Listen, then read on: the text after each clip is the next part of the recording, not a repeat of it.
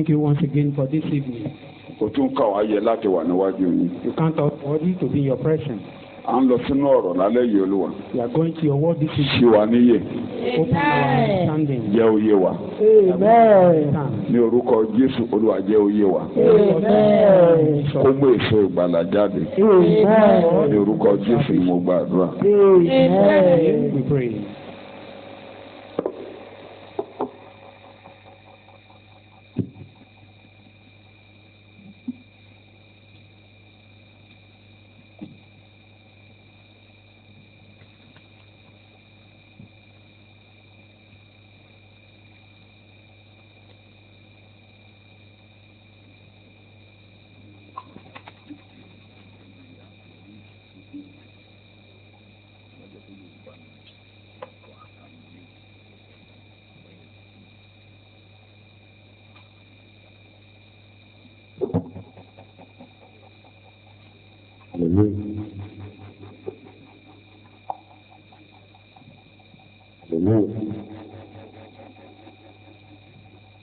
À ń tẹ̀síwájú nínú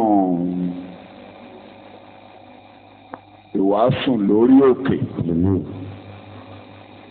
We continue on the sermon on the mount.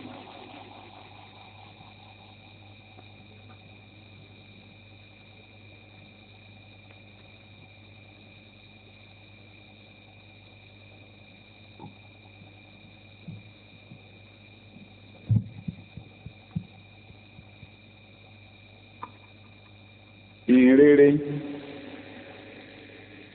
àti òfin tàbí májẹ̀mú láéláé orí ẹ̀ la ṣe wà. The gospel or the law or the Old Testament is what we are still looking at. Ìkànnì àwọn òjíṣẹ́ Ọlọ́run tó dìde lẹ́yìn Martin Luther nígbà tí àwọn tí à ń sọ pé ó tú ètò ìjọṣe tó kó wa kúrò ní abẹ́ àwọn ìbọ̀rìṣà tí wọ́n kó wọnú ìjọ àkọ́kọ́. One of the ministers of God after Martin Luther that we can say they reorganized the church then. Reformation then that bring us out of idol worship in the church. Orúkọ ìkan lára àwọn tí à ń pè ní Calvin. That is the name, Calvin. Wọ́n ló sọ pé wọ́n said ìrere tàbí májẹ̀mú tuntun. Gospel or New Testament. Pé kì í ṣe nǹkan àjòjì tí wọ́n bá ń sọ fún wa wípé ṣe ni òfin Mósè ó gbé ìrere lọ́wọ́ sókè. Ìrere àti òfin wọ́n gbéra wọn lọ́wọ́ sókè. That is not strange that law and the gospel they help one another or strengthen one another. Ìrere májẹ̀mú láéláé kò lè dá dúró láìsí májẹ̀mú tuntun. It means Old Testament both of them complement themselves. Ẹnìkan náà orúkọ ẹ̀ ń jẹ́ Theophile wọ́n ló sọ wípé nǹkan tí a yà kalẹ̀ nínú májẹ̀mú láéláé ìyẹn ni Jésù wá parí nínú májẹ̀mú tuntun nǹkan tí a yà kalẹ̀. According to Theophile said what the Lord sketched Christ painted completely or perfectly. Ìyẹn túmọ̀ sí wípé èdè tí a ń mú jáde ni pé Jésù lòun ò wá láti pa òfin rẹ̀. What we are saying. Orí gbogbo tá à ń wò yìí orí ẹ̀ ni a kọ́ ẹ̀kọ́ sí Mátíù orí 5 ẹsẹ̀ 17 dé 19 tí a ti wò sẹ́yìn orí ẹ̀ la gbé ẹsẹ̀ 20 tá a fẹ́ máa wò nísàlẹ̀ yìí. Jesus said he didn't come to cancel or condemn the law but to fulfill it. That is the foundation. That is Matthew chapter 5 with the foundation of what we are trying to teach this evening. Ìyẹn ni pé n tó wà nù májẹ̀mú tuntun àkópamọ́ sínú májẹ̀mú láéláé. It means what is. wọ́n di síbẹ̀ ó jẹ́ àdìtú nínú májẹ̀mú láéláé ohun tí wọn ò tú ni ìgbà tí Jésù dé pàápàá tápóstélì àwa kìnfèrí dé ìgbà yẹn la wá tú jáde tá a tún ti fún tẹ̀dọ̀ ní tó ń jẹ́ ìrere tó farasin nínú májẹ̀mú láéláé. What we are saying is the New Testament. It is what we have in New Testament is something that is hidden. New Testament that is hidden in the Old Testament is what Apostle Paul now came to open for us as a form of revelation to reveal to the church what is embedded in the Old Testament. Májẹ̀mú láéláé ò lọ sí gbòǹgbò ẹ̀ṣẹ̀ kò fọwọ́ kàn. Old Testament been talk about sin or the root of sin. Ó sọ̀rọ̀ ẹ̀ṣẹ̀ dáadáa, ó fẹ̀ṣẹ̀ hàn ni. He talk about sin. Kò yanjú ọ̀rọ̀ ẹ̀ṣẹ̀. But he never clear or a máa bá gbẹ́nu ẹ̀kọ́ wa ọ̀sẹ̀ tó ń bọ̀. Fún àpẹẹrẹ báyìí, ẹ wo ìpànìyàn. Ẹ̀wọ̀ má pànìyàn ni wọ́n sọ. Don't kill. Gbòǹgbò ìpànìyàn. The root of murder. Bàtà bá wò lọ́sẹ̀ tó ń bọ̀ ẹ̀ rí. N tó jẹ́ gbòǹgbò ìpànìyàn. The root of murder. Ìrere Jésù ló fọwọ́ kàn. It is the gospel of Jesus that touched that. Anger, ìbínú ní gbòǹgbò ìpànìyàn. Anger is the root of murder and it's in the heart. Kò fún tó kàn òfin pẹ̀lú yẹn.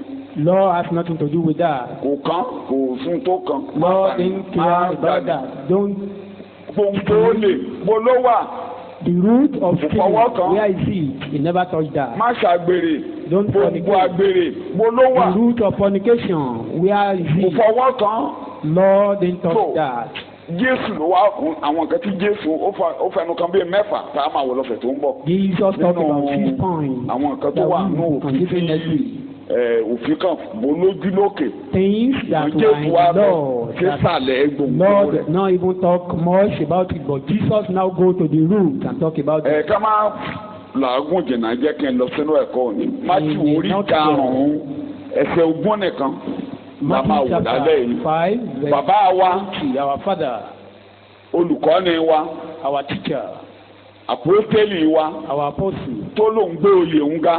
That he said, ọ̀dọ̀ ẹ̀ náà la máa lọ sí. My position. Torí òun ló fọ́ gbogbo ẹ̀tì fún tẹ̀dọ̀ fún wa tí ò bá sì ti Paul àpọ́stélì. Kódà bí Jésù ṣe ṣàlàyé ẹ̀ gan kò lè yé ni kò ní yé ni. If not for Paul the apostle. Ẹ̀rù àwọn míì tó máa dìlé ìjọ lórí pẹ̀lú bó ṣe ṣàlàyé Mátíù orí karùn-ún yẹn. Bí o bá ṣe Pọ́lọ̀ ń gbé àpọ́stélì wa dìde. If not that Paul the apostle further explained what Jesus has taught us, we will not understand, but he explained into details everything. Ẹ̀rù náà tó máa dìlé wa lórí. It would have been another added burden. Torí àwọn tó bá Jésù kọ́ wọn rìn. Those who walk with God. Abẹ́ òfin ni gbogbo wọn ti dìde. They were all trained under the law. Ó dẹ̀ ìnira fún wọn láti darapọ̀ mọ́ kèfèrí. And it is difficult for them to identify with the Gentiles. Mo máa ń tẹnumọ́ lọ́pọ̀ ìgbà ẹ wo bàbá ẹ wo ìgbà tí bàbá Paul àpọ́stélì àti Barnabas ń bá ṣe ìrere lọ láàrin àwa orílẹ̀-èdè tí ó ṣe jù. When Paul and Barnabas was doing the work of the gospel in the Gentiles, these are not the Jews. Ohun tó ṣẹlẹ̀ ni pé àwọn Júù tó wà láàrin kèfèrí. The Jews that were in the midst of the Gentiles then. Wọ́n dìde ogun. They rose up against them. Pé ẹ ti múṣẹ́ ó ti is too cheap. That the salvation you are preaching seems too cheap. Kèfèrí á dẹ̀ máa wọlé bẹ́ẹ̀ yẹn. How will Gentile just enter like that? Kò rí bẹ́ẹ̀ rárá. It shouldn't be that way. Ogun yẹn wá lé. The battle was so tough. Ìgbà tí wọ́n máa yanjú ọ̀rọ̀ yẹn. When the case is síbẹ̀. Even with that. Jacob nínú Acts 15 ó pàpàtì díẹ̀ rù òfin díẹ̀ lé ìyọ lórí. James in Acts 15 even still add a little burden to the whole thought. Wọ́n ti gbà pé ó ti rọrùn jù. Kèfèrí dẹ̀ gba Jésù kò dẹ̀ máa wọlé pẹ̀lú Ọlọ́run kò rí bẹ́ẹ̀ o. It means they don't see salvation as something that is very cheap like that. Let's inform them. Kán má ṣàgbèrè. They should not fornicate. Kán má jẹun ìlọ́lọ́run pa. Kán má bọ̀rìṣà. They should not worship idols. Ẹ jẹ́ ká sọ bẹ́ẹ̀ fún wọn. Let's tell them that. Kán má dẹ̀ jẹ ẹ̀jẹ̀. Ẹ jẹ́ ká. And they should not eat blood. A ò ní gbèrú lé yín lórí ìṣùgbọ́n ẹ jẹ́ ká gbé díẹ̀. We will not add to your body, but just ẹ jẹ́ ká gbé díẹ̀ lé yín lórí. Ẹ má jẹ ẹ̀jẹ̀ o. Don't eat blood. Ẹ má jẹun ìlọ́lọ́run pa o. Don't struggle ẹ má bọ̀rìṣà o. Animal. Don't worship idol. Torí nǹkan tí kèfèrí ṣe nìyẹn ẹ má dẹ̀ ṣàgbèrè o. And those are the things that Gentiles did, and don't fornicate. Wọ́n wá kọ́ sí ìwé.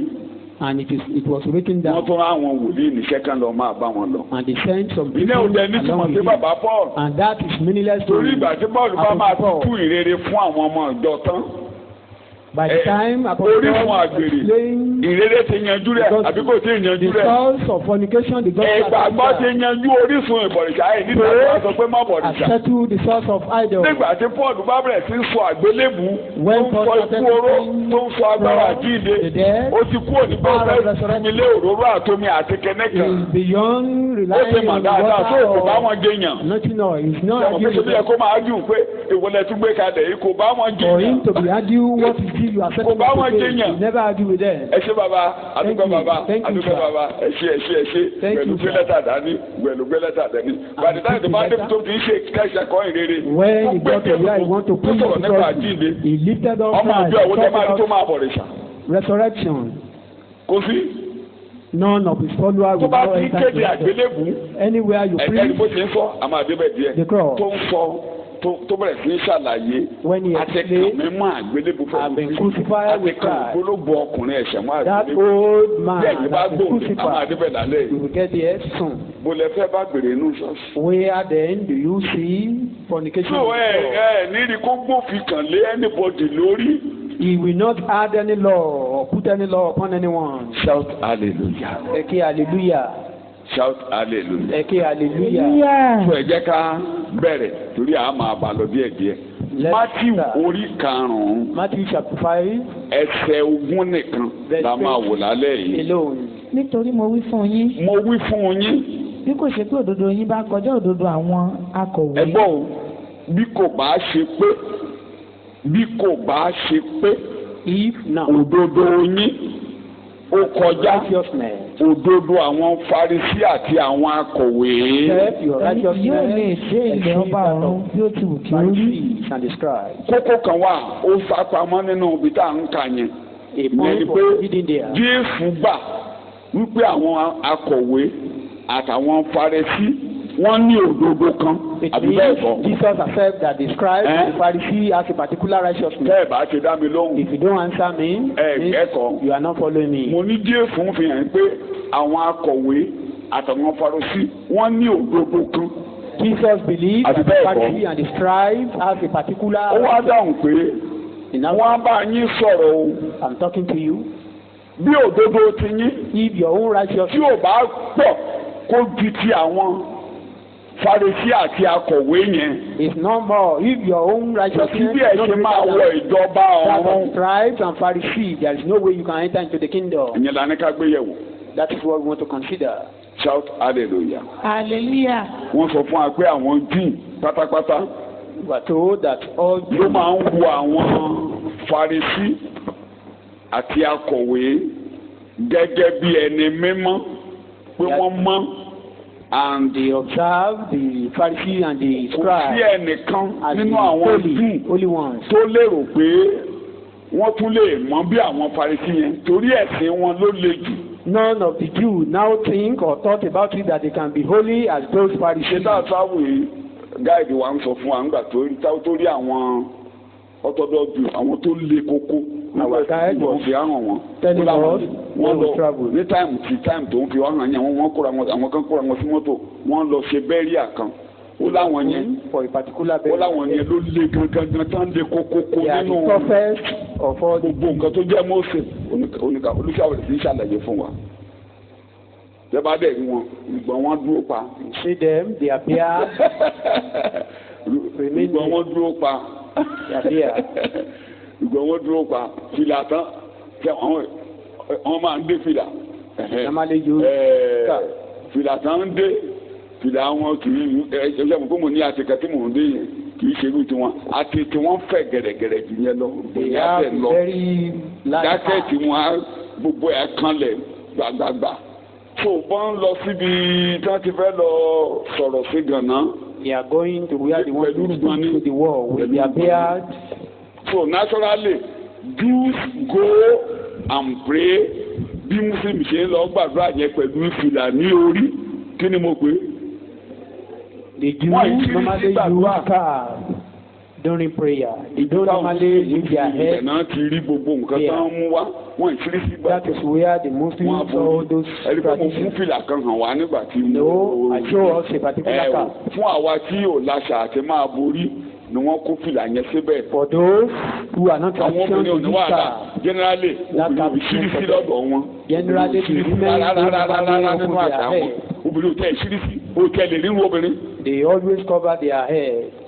Tẹ́ bá ti ráwọn obìnrin tó ń ṣírí sí àwọn yẹn ò tí ẹ̀ṣẹ̀ṣẹ̀ kankan wọ́n kàn wá. Their head they are just ordinary people. A natural Jew lóbìnrin ò lè rórí ẹ̀ ọkùnrin náà fìlà wà ń bẹ. A Jew, a woman, a Jew, àwọn tó ń lé kókó tó ń lé kókó nínú ẹ̀sìn gbogbo ẹ̀yìn nígbà pé àwọn ló mọ̀ tí wọ́n mọ̀ tán. They believe they are the only one. Ẹ jẹ́ ká lọ sọ́dọ̀ bàbá wa. Let's go. Orí bàbá wa jẹ́ ká mọ̀. Our father for make us bẹ́ẹ̀ yóò pàtàkì gbogbo nǹkan ni bàbá wa máa ń sọ kò fi bá sínú òkùnkùn rárá. Ọlọ́run máa mọ̀ gbé dìde. God is telling us that we may now enter into that. Bàbá wa ni Paul Apostle. Our father is the Paul the Apostle. Fílípì orí ìkẹta. Philippians chapter 3. Ẹ jẹ́ ká bẹ̀rẹ̀ látẹsẹ̀ karùn-ún. Fílípì orí ìkẹta. From verse 5. Ó lè yé yín pé wọ́n lé ẹ máa kà. Ẹni tí a kọ nílà ní ìjọ kẹjọ. Ẹni tí a kọ nílà ní ìjọ kẹjọ. Láti inú kùkùté Ísírẹ́lì wá. Ó ń sọ̀rọ̀ ara ẹ̀ láti inú kùkùté Ísírẹ́lì wá. Láti inú ẹ̀yà Bẹ́ńjámínì. Ó ń sọ ibi tóun ti jáde wá. Hébérù láti inú Hébérù wá. Bẹ́ẹ̀ ni ìtàn ayé ẹ̀ ló ń pa yẹn. Ní ti òfin. Farisílì èmi. Ní ti òfin kí ló lóun jẹ́? Farisí. Kẹ́lẹ́ ìmọ̀ ẹ máa kà. Ní ti ìtara. Èmi ṣe inúnibíni sí ìjọ. Kò tí ì tẹ́ ó ti kéde kan. Ní ti òdodo tí ó wà nínú òfin. Mo jẹ́ aláìlọ́gbọ̀n. Ẹ máa gbọ́. Ní ti òdodo tí ó wà nínú kíni. Nínú òfin. Mo jẹ́ kíni. Aláìlọ́gbọ̀n. Ṣó kẹ́lẹ́ o. Nígbà tó ń bá wọn tó ń sọ̀rọ̀ níwájú ọba Agrippa. When he was talking before King Agrippa. Nígbà tó ń gbé níwájú ọba yẹn. Ó ní ẹ̀sìn tó le jù lòun ṣe ó ní gbogbo àwọn tó wà bí ilé ìjẹ́rìí ọba bẹ́ẹ̀ Gamaliel lòun ti kẹ́kọ̀ọ́. I was trained by Gamaliel. Ó ní ibi tó le jù nínú ẹ̀sìn wọn lòun wà ní ti òdodo òfin. Of their religion. Àwa ló mọ̀ jù ní ti òdodo òfin. Of the righteousness of the law. Bàbá wa máa ka bẹ̀yẹ̀ dé sáà. If you read that place down. Gbogbo àwọn nǹkan wọ̀nyí ìgbẹ́ ni wọ́n nígbà tó ń tẹ́lẹ̀. All these things become ordinary sheep when found. Ìgbẹ́ orí àtàn. They are just ordinary sheep. Onígbà tó máa bá Jésù pàdé àṣẹ olóòrùn olóòrùn lòun nìtumọ̀ rẹ̀ kí ló lòun jẹ́ ẹ̀jẹ̀ kàkà olóòrùn lòun ìbéèrè làjọ kàkó yé wa. ṣùgbọ́n nǹkan tó ti já sí èrè fún mi. gbogbo ohun tí mo fi ń gbéra aga nígbà náà tí mo ń ṣe fáàrí sí àwa lé ọmọ Ọlọ́run àwa lára lé Ọlọ́run àwa nìkan ló mọ́ àwa nìkan ló dá ẹ̀ máa kà á. àwọn ni mo ti kà sí òfo nítorí Kristi. olódo ni mí. Nítòótọ́. Kí ló lóun jẹ́ nígbà yẹn o? Kí ló lóun jẹ́? Olófo. Ìgbà tó ń wá dọ̀dọ̀ Jésù ó rí pé òun ò páàsì. Tóun tí ẹ ní nǹkan kan. Ọlọ́run tí ẹ mọ̀ ń. Olódo lòun. Lòun pe àwọn lẹ́nìyàn Ọlọ́run ń pe àwọn lónìgbàgbọ́. Kí ló lóun jẹ́ o? Nítorí láìsí àní-àní, mo ka ohun gbogbo sí òfo nítorí títayọ ìmọ̀ Kristi Jésù Olúwa mi. Nítorí ẹni tí mo ti ṣòfò gbogbo mo ti kà wọ́n sí ìgbẹ́ kí èmi kí o lè jèrè Kristi. Ìyẹn ni pé olóòórùn ni mí tí mo bá máa ní Kristi tọ́lọ́ bá máa mọ̀ mí mo gbọ́dọ̀ kó òórùn yẹn dànù. Òórùn ni wọ́n ìgbẹ́ ni wọ́n Christ know me I must go do away with all those cleanness. Ẹ̀wọ̀n bẹ̀ yẹn kẹ́mi kó lè jèrè. For me in Christ. Máa fẹ́ kí torí à ń kà ní báyìí tí o gbà tí Jésù wa ń sọ̀rọ̀ báyìí ló jẹ́ kó yé wa. Yes. Everything else is worthless when compared with the infinite value of knowing Christ Jesus my Lord. For His sake I have decided everything else, counting it all as garbage. So that I could. Ṣé o ti gbọ́ bẹ́ẹ̀ ni? Eré orí àtàn. Just ordinary child play. Nǹkan tá à ń kó sórí àtàn ẹ̀gbin orí àtàn gábé ewé àti àwọn nǹkan ìdálẹ̀ sí ẹgbẹ́ òórùn just thinking. So ní kúkúrú nǹkan tí Jésù rọra ń fọgbọ́n sọ fún ọ níbẹ̀ yẹn tí bàbá wa pọ̀ jẹ́ ká mọ̀ ní pé gbogbo ohun tí Farisí gbé lọ́wọ́ lọ́dọ̀ Ọlọ́run kí ni wọ́n jẹ́ o. What Jesus was trying to know is that kí lorúkọ all what they are holding is just ordinary thing, useless. Olóòórùn pátápátá. Ìgbà tó wá ń bá wa sọ̀rọ̀ nínú ìwé Róòmù ẹ jẹ́ ká ka orí kẹsàn-án ká ẹsẹ̀ díẹ̀ ìbẹ̀rẹ̀ orí kẹwàá náà ká kà díẹ̀ tẹ́ bá délé láyé ara yín ẹ̀ka orí kẹsàn-án tán ẹ̀ka orí kẹwàá. When you get home you can read chapter 9 and Paul àwa yé yín dáadáa. Then you understand Paul better. Tẹ́ bá tẹ̀ ká lórí kọkànlá ẹ̀ rí i pé tí ò ní ìkankan ò ní ìkankan bíbélì lè ń kà orí kẹsàn-án ẹsẹ̀ kẹ́ni. Yes. Chapter 9 èmi sọ nínú Kristi èmi kò ṣèké ọkàn mi sì jẹ́ni lé ẹ̀rí nínú ẹ̀mí mímọ́ pé mo ní ìbìnújẹ́ púpọ̀ àti ìkáàánú ìgbà gbogbo lé ọkàn mi nítorí mo fẹ́rẹ̀ lè gbàdúrà pé kí á kéèmí ti kára mi kúrò lọ́dọ̀ Kristi. pé tó bá jẹ́ pé kóun kúkú dànù kọ́lọ́hún kó lè kankan gba Ísírẹ́lì là Ísírẹ́lì lè rí òdodo Ísírẹ́lì lè rí òdodo pé ní pé wọn ò gbé kankan lọ́wọ́ wọn ò lódodo kankan. They have no righteousness. Nítorí àwọn ará mi àti àwọn ìbátan mi nípa ti ara àwọn ẹni tí í ṣe Ísírẹ́lì tí àwọn ẹni tí ìsọdọmọ ń ṣe àti ògo. Àwọn ló ní ìsọdọmọ àti àwọn ló ní ògo àwọn ló ní májẹ̀mú àti ìfúnnilófin àwọn ló ní ìfúnnilófin àti ìsìn Ọlọ́run bẹ́ẹ̀ni àti àwọn ìlérí máa kà á tí ẹni tí àwọn baba ṣe máa kà á àti láti ọ̀dọ̀ àwọn ẹni tí Kristi ti wá nípa ti ara ẹni tó borí ohun gbogbo Ọlọ́run olùbùkún láéláé àmín.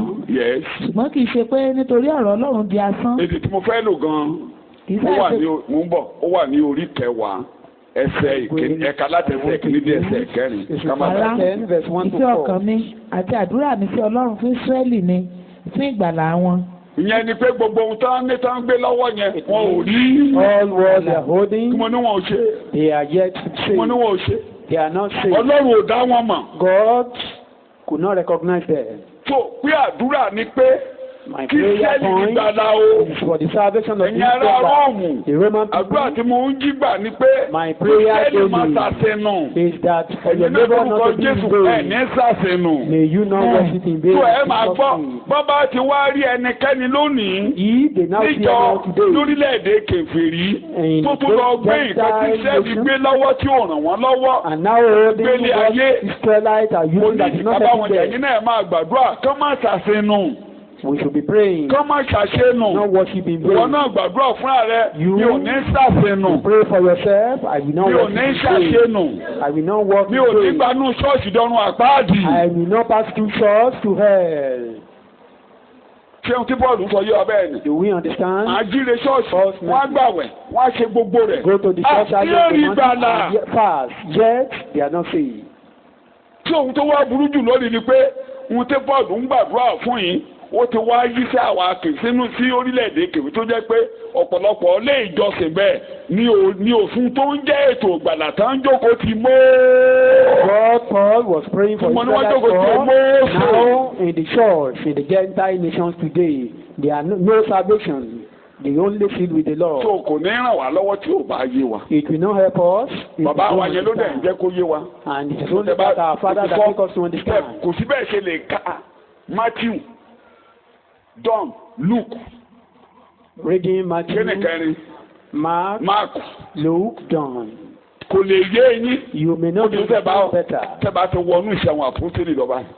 The moment you enter into the book of the Acts of Apostles and look at how they do their own, ìwé tí Paul kọ sí ìjọ kan. Then go into the inú àwọn àlàyé ló ti wá sọ pé ẹ̀yin àpótélì yìí ni mí. I'm your apostle. Ọlọ́run pè yín sí rèé. This is what God bá ti wá sọ wá máa rántí pé àwọn èèyàn mi ibi tá a ti wà rèé. Mo ló ń sọ níbí. He always remind them that àwájú ibi tá a ti wà rèé ẹ̀yin èèyàn mi ẹ ti sórí ire jù wọ́n. You are fortunate more than these people.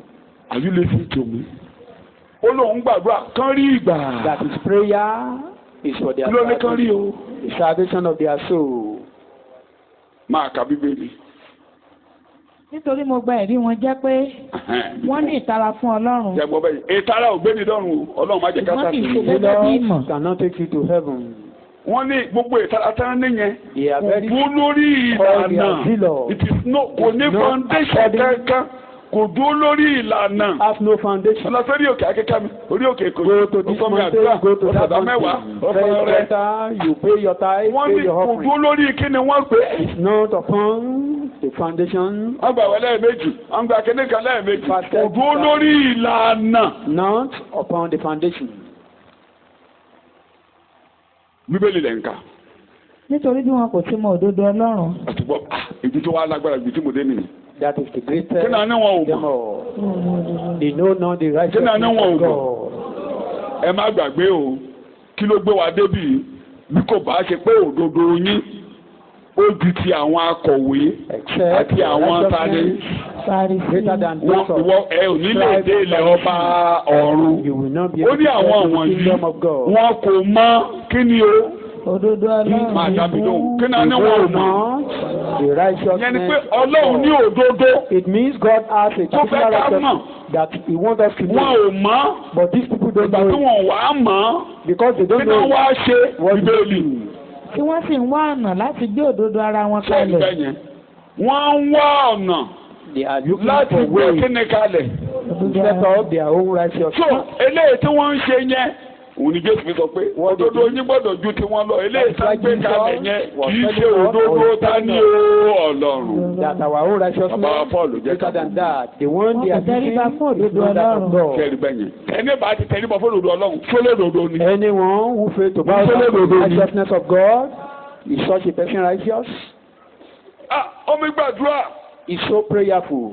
ọmọ ìka bẹ́ẹ̀lì. He read Bible. ó ń gbàwẹ̀ gan. He fasted a lot. tẹ́ bá rí wọn ìrúbọ wọn gbogbo àdúrà wọn orí òkè wọn gbogbo ìlànà wọn. and their principles. wọn ò tẹríba fókè ni wọ́n pè é. They don't follow the principle of God. ẹ ní sàfihàn. May you not worship in vain. kò tí ì tán. nítorí Kristi lé òpin òfin sí òdodo fún olúkúlùkù ẹni tí ó gbàgbọ́. tó mo fẹ́ mú jáde nìyẹn ẹ máa bá yòókù náà ẹ̀kọ́ mi kókó kan tí mo fẹ́ yọ ń bẹ̀ ni pé. The point I want to. Ọlọ́run ní òdodo. is that God has His own righteousness. Ísírẹ́lì náà ní òdodo ti ara wọn. Israelite the Farisí ní òdodo ti ara wọn. Likewise the Pharisees. tí wọ́n ń gbé kalẹ̀. that they set up. Jésù wá dúró báyìí pé. Jesus now stood. kí tó máa ṣẹ̀kọ́ o. before I teach. ẹ jẹ́ kó yé yín pé. understand me. ó ṣe pé mo fẹ́ dojú yóò wá láti wá dojú Mósè múlẹ̀. I'm not here. yóò dojú májẹ̀mú láéláé múlẹ̀. kò ṣe pé mo ní ká kó wọn kúrò lójú ọ̀nà. I'm not saying they should be packed them off. ṣùgbọ́n mo wá láti nǹkan tó wà ń bẹ̀ gangan mo fẹ́ kó nítumọ̀. the main point. torí nǹkan tó wà ń bẹ̀. I want the thing they are. mo wá kó ṣẹlẹ̀.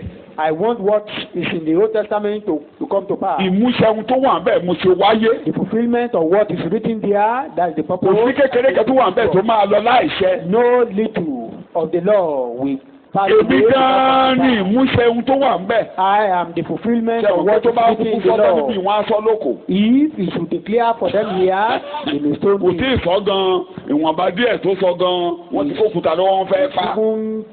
using parable to inform them they want to. ìjọ tó dìde báyìí tó kàwé wòlé Àìsáyà àkọọ́lẹ̀ yìí lónìí ní ìwé yìí ṣẹ ní. this ó wá fún attendance. document is fulfilled. inú bí wọ́n sùn.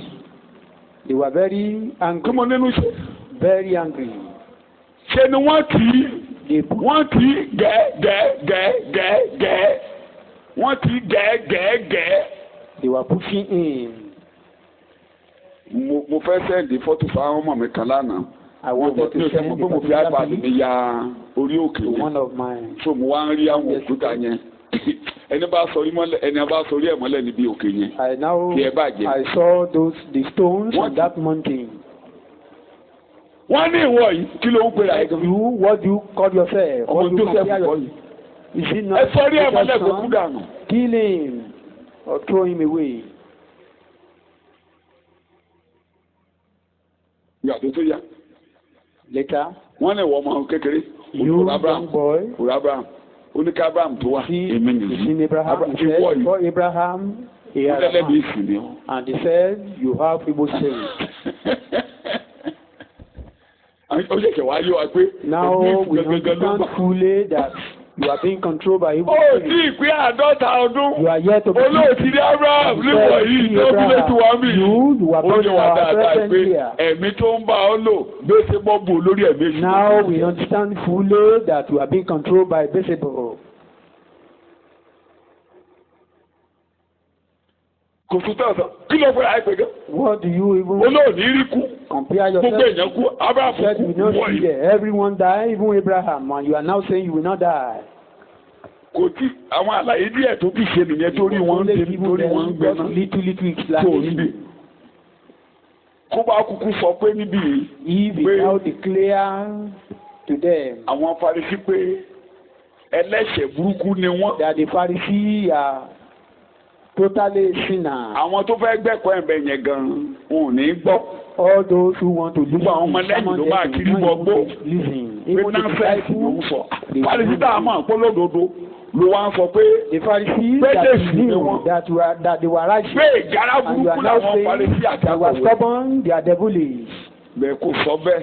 But he didn't put it that way. Ọmọ ọ̀dọ̀ náà fi ọgbọ́n. He used method. Olóorun ni wọ́n. Ẹsẹ̀ ní àgbẹ̀kọ̀ rẹ̀. If he said they were thinking, no one will listen to him. Tí a bá ti ń kéde nígboro. Anytime we are preaching outside. Ẹ jẹ́ ká mọ̀ kórè ọ̀fẹ́ la rí gbà. We should understand we are only. Àwọn tí ó ń ṣe nǹkan bẹ́ẹ̀ yẹn. Those who are doing other things. Ignorance ló wà nú ọkàn wọn. Tí a bá fọgbọ́n pè kalẹ̀. If we don't. A lè rí àwọn kan gbà tá a bá lo agídí o. Ṣùgbọ́n àwọn kan wà tó jẹ́ pé igbó la máa lé wọn sí. There are some that can be saved if we use force, but majority of them is sent to kódà àwọn onígbàgbọ́ bíbélì kan wà tó jẹ́ pé níwà ògbólọ̀ ọ̀fẹ́ ọlọ́run tó jẹ́ pé wọ́n ń ṣe àwọn nǹkan kan tí wọ́n ò mọ̀ tí bíbélì ò yé wọn débẹ̀. They don't understand to that extent. Ìgbà tí a gbàgbọ́ àwọn nǹkan kan a rí ìgbàlà àdẹ̀mọ̀ pé à ń lọ sọ́run. And we said we are going to heaven. A mọ̀ pé Jésù ń padà bọ̀. We knew Jesus is coming back. A ò mọ nǹkan kan tí ọ̀pọ̀lọpọ̀ bí òfin la fi ń gbélé ayé. All those things like laws what they are using. Ọ̀gọ̀rọ̀ bẹ́ẹ̀ ti wà bẹ́ẹ̀. And many are still remain like that. Kí mo lọ́gọ̀rọ̀ ti ṣe. Many still remain that way. Àwọn ọ̀gọ̀rọ̀ tó dẹ̀ ti wà bẹ́ẹ̀ yẹn. Ọlọ́run ká wọ́n dùn sórí tí fún wa bẹ́ẹ̀. God is not capable of the way. Ọlọ́run kò nàbí má ṣe máa bá wa sọ níbi pé many of them are coming. Pé ọ̀pọ̀lọpọ̀ la máa bá pàdé. Ọ̀pọ̀lọpọ̀ wọn náà Ọlọ́run máa rán wa sí. Many of them God will send us to them. Shout hallelujah. Okay, hallelujah. Shout so tá a bá fọgbọ́n gbé kalẹ̀. If we don't present our message. Wọn ò ní gbọ́ wa. With wisdom they will not listen. Bí èdè tí mo lò láàrin ìṣòro. Like the language I was using. Kò sẹ́nìkan. Anda ẹ ṣiṣẹ́ Ọlọ́run o. You can't work, you can't do the work of God alone. Kì í ṣe living God ló nìkan lọ́lọ́run máa lò àwa nìkan lọ́lọ́run máa lò láàyè. God is not using this church. Àbáwá nìkan ni ó ní gbogbo òtítọ́ lọ́wọ́. Are we the only one that has the whole truth? We can do it but a little. Gbogbo wa tó bá dẹ̀ gbanú ayé kọjá. Ìwọ̀nba díẹ̀ la máa fi hàn. Táwọn ẹ̀rọ mi bá dúdé, a tún lè ṣiṣọ́ lójú ẹ̀mí ìtàn. When another generation comes, they will reveal some other things that is known to them. Ká má fi àwọn èdè burúkú lé wọn sígbó. We should not send them away with some abáfọgbọ́n gbé kalẹ̀ bí bàbá ti sọ níbi ìpè. N tó jẹ́ ká eventually gbàtà wa ń kaba yẹn ni pé Pharisee ò ní òdo. When we now read the Pharisees has no right. Bàbá Paul jẹ́ ká mọ̀ pé wọn ò ní.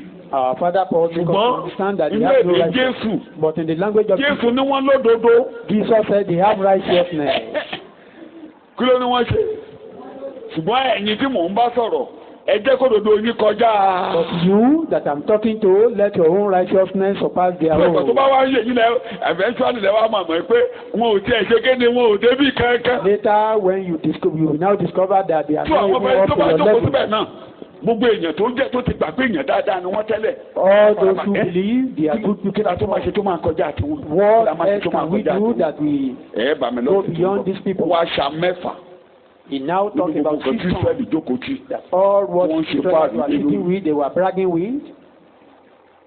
Ìkànnú ẹ̀ ní Jòhánù orí kẹjọ tí Jésù fi practical ṣe. One of them was demonstrated in John chapter 8 when the Pharisee the whole stone and the woman was Ọ̀yá ọ̀pọ̀ òkè ṣẹ̀kọ́.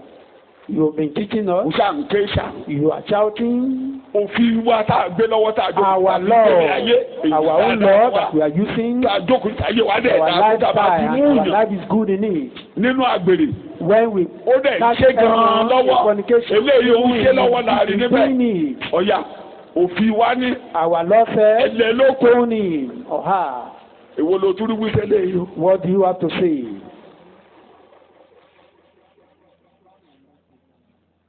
Ẹ̀yin náà gbogbo ẹ̀ mọ̀ bó ṣe handle wọn. We all know how we handle them. Wọ́n ló sọ pé ó dáa o. Òfin ní wíbẹ̀. Ṣé àwọn akẹ́kọ̀ọ́ sọ fún òun ò sọ bẹ́ẹ̀? He said, yes, your law says that. Ẹ̀yin tó kókùtà lọ́wọ́ yìí. You that you are holding stone. Ẹni tí ò bá ti ní kò sọ pé ẹni tí ò bá dẹ́ṣẹ̀ rí o. He didn't say anyone who. Today a máa ń gbọ́ níbo ni wọ́n sọ pé ẹni tí ò bá dẹ́ṣẹ̀ rí rárá o. If you are not you never sin. Kò sọ pé ẹni tí ò bá dẹ́ṣẹ̀ rí o. He didn't say anyone that never sin. Tí ò bá ti ní ẹ̀ṣẹ̀ rárá. Anyone that has no sin among you.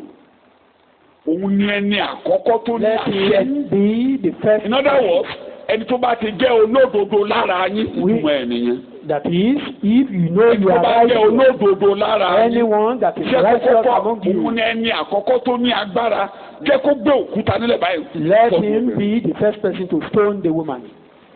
Tó bá tí a bá rí olódodo kan lára yín, you can see a righteous among you.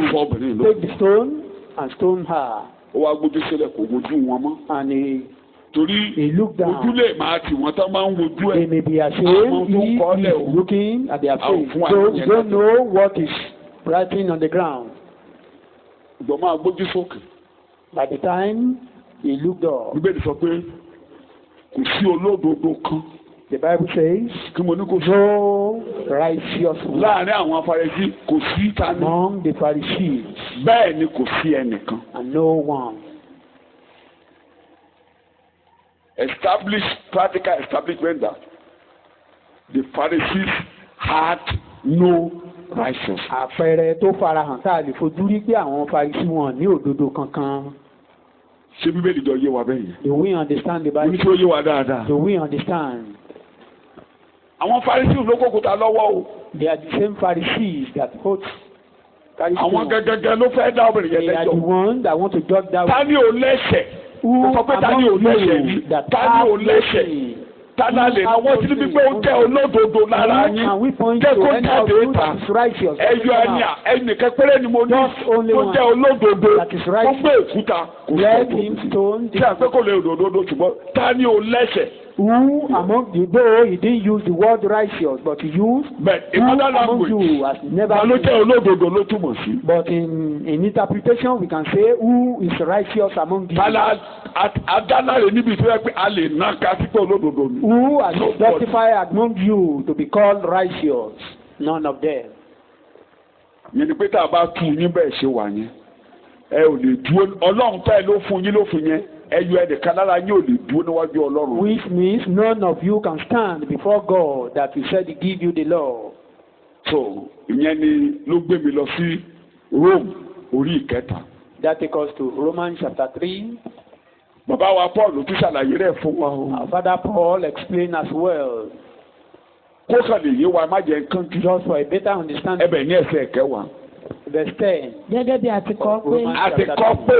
Kò sí ẹni tí í ṣe olódodo. Ṣé ẹ ti gbọ́ bẹ́ẹ̀ yẹn kan tí Jésù ẹ̀ tábìlì sí yẹn? Kò sí ẹni tí í ṣe olódodo. No one is righteous. Ìyẹn ni pé Farisí ò ní òdodo. It means the Pharisees they have no righteousness. No one. You are reading. Kò sí ẹni tí ò yéyé. Ṣé ẹ ti gbọ́? Kò sí ẹni tó ń wá Ọlọ́run. Gbogbo wọn ni ó ti yapa. Wọ́n sì jùmọ̀ di aláìlérè. Gbogbo wọn ló ṣe kéne. Wọ́n ti yapa. Gbogbo àwọn tó kókòtà lọ́wọ́ yẹn ẹni kíni wọ́n ẹni ìyapa. They've all gone astray. Kàdí ẹ̀.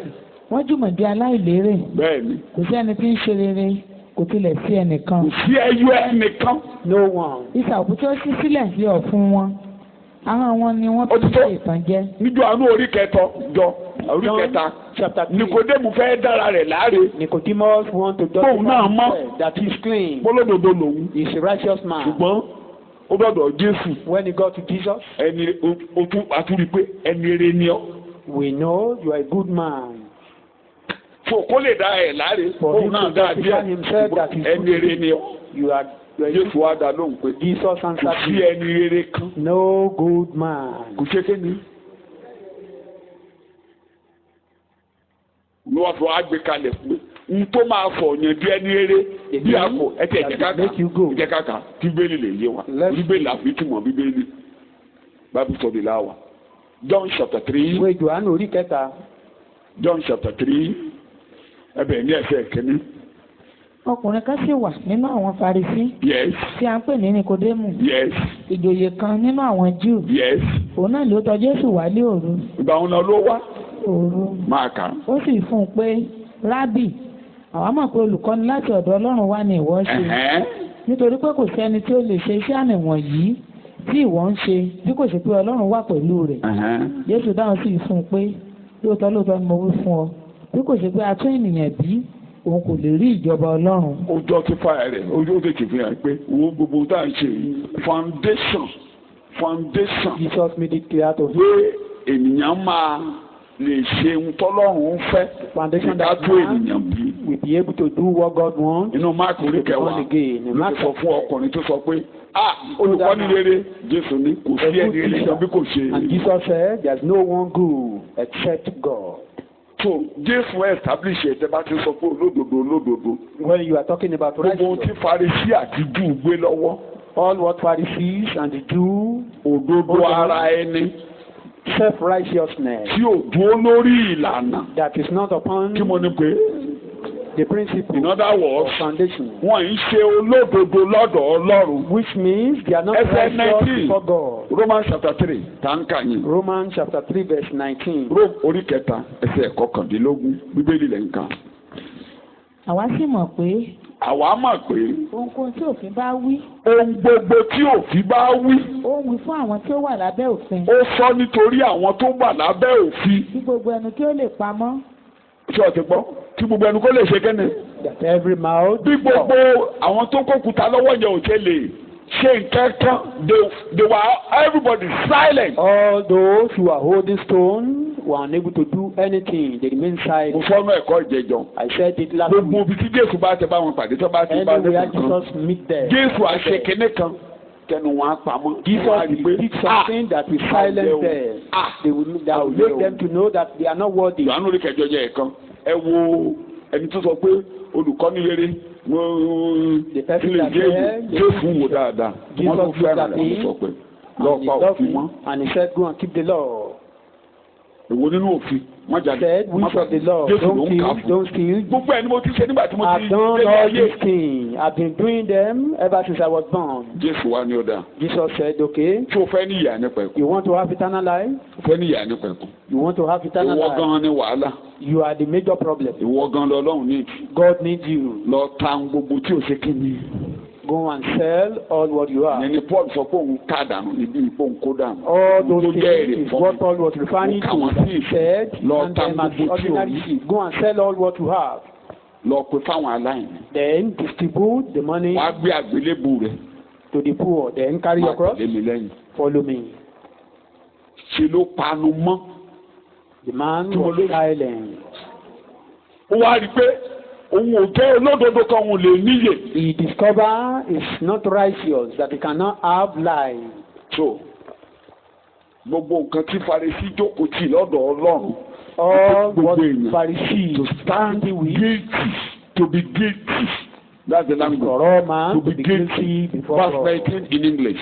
To be guilty. Obviously, the law applies to those to whom it was given. For its purpose is to keep people from having excuses. Yes. And to show that the entire world is guilty before God. That the entire world is what? Guilty. Bẹ́ẹ̀ lẹ́bi ni gbogbo wa níwájú Ọlọ́run. Pé o jẹ̀bi. That you are guilty. Verse 20. For no one can ever be made right with God by doing what the law commands. Kò sí ẹyọ ẹnìkan. No one. Tí a lè tún lè jẹ́ olódodo nípa ṣíṣe nǹkan tí ìwé òfin sọ. Can be righteous by doing what the law says. Tó ìyẹn ti fi hàn pé Farisí ò ṣe olóò. Which means the Pharisees dá mi lóhùn. they are not righteous. Bíbélì lẹ̀ ń kà. The Lord simply shows how sinful we are. Nǹkan tó fi ṣe ni pé kó lè jẹ́ ká mọ̀ yín pé ò dáa. Ẹlẹ́ṣẹ̀ ni wá. Nǹkan tí Jésù ṣe níjọ́ àánú oríkẹjọ nìyẹn. Ó fi hàn gbogbo wọn pé ẹlẹ́ṣẹ̀ ni gbogbo yín pátápátá. Ẹlẹ́ṣẹ̀ ni gbogbo yín pátápátá. Gbogbo àwọn tó bá dẹ̀ bá Jésù pàdé iṣẹ́ ìránṣẹ́ kan tó ń sọ ni tó ń jẹ́ kó fi yé wọn òfin tẹ́ ẹ jókòó tì ó jẹ́ kẹ́ mọ̀ yín pé aláìdáa ni yín ìkà ni yín lórí ni yín ẹlẹ́ṣẹ̀ ni yín tí èsì tí bàbá yín lẹ̀ ní. That the Lord you are sitting with, you are sinner. Tó bá sì yẹn. Ọmọ Abraham ní àwa. Ọmọ Abraham ní àwa. Like the Pharisees that said, ó ní àwa ẹ̀dọ̀ òmìnira a ò ṣẹrú fún ẹnikẹ́ni rí. You said we be free and we never serve anyone before. We are not enslaved to anyone. Ẹni tó bá ń dẹ́ṣẹ̀. Jesus now said, ẹrú kí ló pé. Whoever ẹrú òde kì í ṣe kéde. is a slave to the sin. Ẹgbẹ́ bí tó ti jáde sí wọn. Ìyẹn ni pé ń dẹ́ṣẹ̀ as long as ẹ bá ti ń dẹ́ṣẹ̀ ẹrú ẹ̀ṣẹ̀ ni. And you are a sinner, you become a slave to the sin. Ẹrú ìgbé ilé ta ló ń gbé ilé. We never dwell. So ẹ ò rí àyè lọ́dọ̀ Ọlọ́run. It means you have no access to God. Ẹlẹ́ṣẹ̀ kan ò lè rí àyè lọ́dọ̀ Ọlọ́run. No sinner we have access to God. Ẹ ò rí àyè wọlé. You have no access. Ló fi jẹ́ pé aṣọ ìrẹ́lẹ̀ adẹ́nàmọ́ yín olórí àlùfáà yín ló ń wọbẹ̀ lẹ́ẹ̀kan lọ́dún kò sí ẹnìkan lára yín tó rí àyè wọ wájú Olúwa. Hindrances for you. Ẹ ò ráyè wọlé. Ẹ ò ráyè wọlé. You have no access.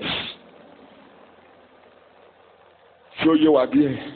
Do we understand it? Bí òdodo yín ò bá kọjá. If your righteousness is not greater than that of Pharisees, ẹ ò lè wọ ìjọba ọ̀run. You cannot get the kingdom. Ìjọba ọ̀run. Kò sọ pé ìjọba Ọlọ́run, ìjọba ọ̀run. Mo máa túmọ̀ yẹn ká tó lọ lé. So everybody come there. Kingdom of heaven. Everybody come there. Ó dá gbogbo wọn lẹ́bi. Àìsàn máa lé. We are not bastards. Ohun tó bá jẹ́ pé Abraham ní bàbá yín. If Abraham is your father, ẹ ní ìwà apànìyàn. you will not have the character of a murderer. Ẹ gbọ́ pé jójú. Ẹ ní ìwà apànìyàn. You will not have àwọn ọmọ Ọlọ́run á máa gbọ́. The children of God listen to the word of God. Torí ẹ̀ ṣe tọ́lọ́run. You are not hearing them because you are not of God. You will not have a murderer character. Gbàtọ́nà bẹ̀rẹ̀ sí sọ pé kẹ́nìkan ìṣọ̀mọ̀ Abraham. He said you are not the children of Abraham. Tí bàbá yín ni. You belong to your father Satan. Apànìyàn ní òun láti. He is a murderer. Kò dúró nínú. Kò tẹ́ bá ti rẹ́ nìkan tó ń ṣẹ̀sìn. When you see anyone that is dúró nínú ẹ̀kọ́ ìrere tí ò nínú òtítọ́ ẹ rí ìwà ìṣù á máa jáde nínú rẹ̀. Apànìyàn ní kò dúró nínú òtítọ́ rí èké ni àti ìfẹ́ ẹnu ara. Tẹ́ bá ti rẹ́ni tó ń ṣèfẹ́ ẹnu ara rẹ̀ ẹ lè ṣu ní. That is doing his self-will. Bíbélì. Don't tell me that is Bible. Bíbélì ọ̀tọ̀ tèmi ọ̀tọ̀. Bible separate and my life. Ìfẹ́ ẹnu ara rẹ̀ ló ń ṣe. Doing his own will. Nínú tara rẹ̀ ló ti ń sọ ẹ̀tẹ̀ kan. John chapter 8. He's talking. Ìwé Jòhánù orí kẹjọ. Ẹbẹ̀rẹ̀ láti bá 47. Kó lè lè wá. Ẹsẹ̀ ìkẹtàdínláàádọ́ta rẹ̀. Ẹni tí ṣe ti Ọlọ́run. Bẹ́ẹ̀ ní 44. Ẹsẹ̀ ìkẹrìnlélógójì. Bí èsì bàbá yín ni ẹ̀yin ṣe. Ìfẹ́kúfẹ̀ẹ́ bàbá yín bí ẹ̀sìn fẹ́ ṣe. Ìfẹ́kúfẹ̀ẹ́ bàbá yín ni ẹ̀yin fẹ́ ṣe. Apànìyàn ní òun. Apànìyàn ní òun. Bí òun ṣe láti àìtèkọ́ṣe. Yes. Kò sì dúró nínú òtítọ́. Kò dúró nínú òtítọ́. Nítorí tí kò sí òtítọ́ nínú rẹ̀. Kí ni a ní kò ṣe? Nígbà tí ó bá ń ṣèké nínú ohun tirẹ̀ ni ó ń sọ. A máa sọ ń tọkàn rẹ̀ jáde. Nítorí èké ni àti bàbá èké. Èké ni àti kí ni wọ́n gbé. He's a liar and fathers of liars. Nítorí èmi tòtítọ́ fún yín, ẹ kò sì gbà mí gbọ́. Ta nínú yín tí ó sì dá mi lé ẹ̀bi ẹ̀ṣẹ̀. Ṣé ẹni bẹ́ẹ̀ olódodo nìyẹn? Bí mo bá ń sọ òtítọ́ èsè. Ta ni nínú yín tó lọ sọ pé òun rí ẹ̀ṣẹ̀? Who among you has ever condemned me of sin? Ṣùgbọ́n gbogbo yín báyìí ló kún fún ìgẹ̀dẹ̀gẹ̀dẹ̀. But all of you are all full of filthiness, a white sepulchre. Ìbá ògùn tó ń bá wọn sọ, ìgbé ni fáwọn afa yìí, ibojì fún Matthew 23, ibojì fún tó kún fún ẹ̀sìn nínú. Grave, field of filthiness. Mo ti fọ́ bàbá wa Paul ti ṣàlàyé pé our father Paul has explained. Olóòórùn ni wọ́n, kí ni mo lówó pè wọ́n? Ẹ̀gbin tí a kó sórí ààtàn. Dirty things packed into the donkey. Shout hallelujah. Hallelujah. Shout hallelujah. Hallelujah. Hallelujah. Shout hallelujah. Hallelujah. Róòmù orí kẹta yẹn jẹ́ ká padà síbẹ̀. In Romans chapter 3. Kò ká lè mọ òdodo tí tọ́lọ́run fẹ́ tí Jésù ní ká dà. Kókó méjì péré làfọlábẹ́ ẹ̀kọ́ yìí. Jesus is talking about.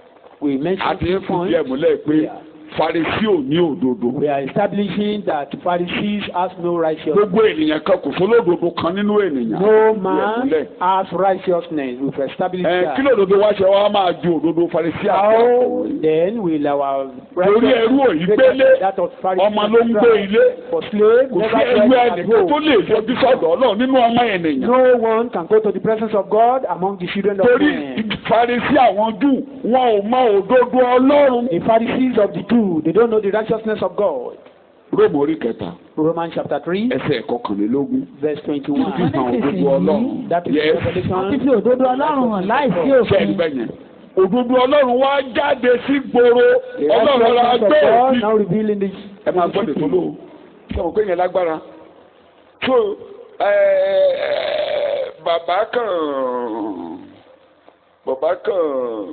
bàbá fọgbọ́n gbẹ́kọ̀ọ́ kalẹ̀.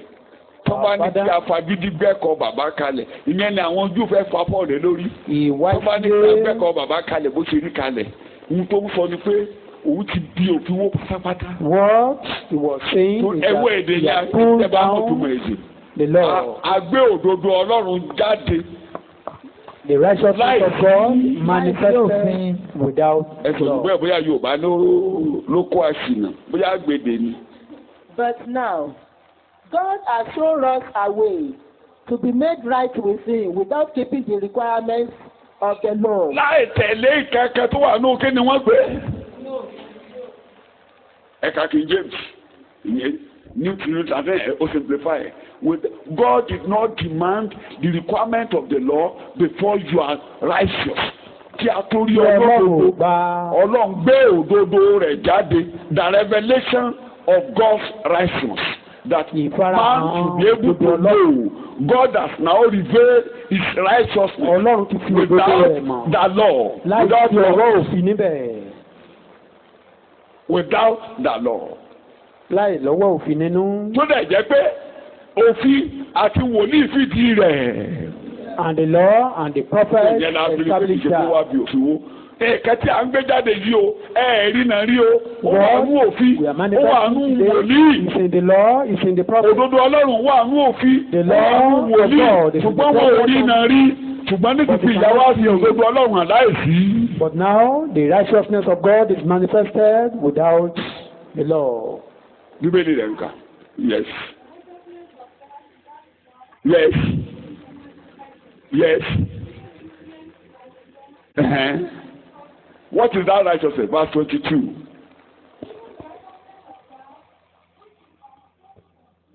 Elomai, which is this righteousness of the law is by faith in whom?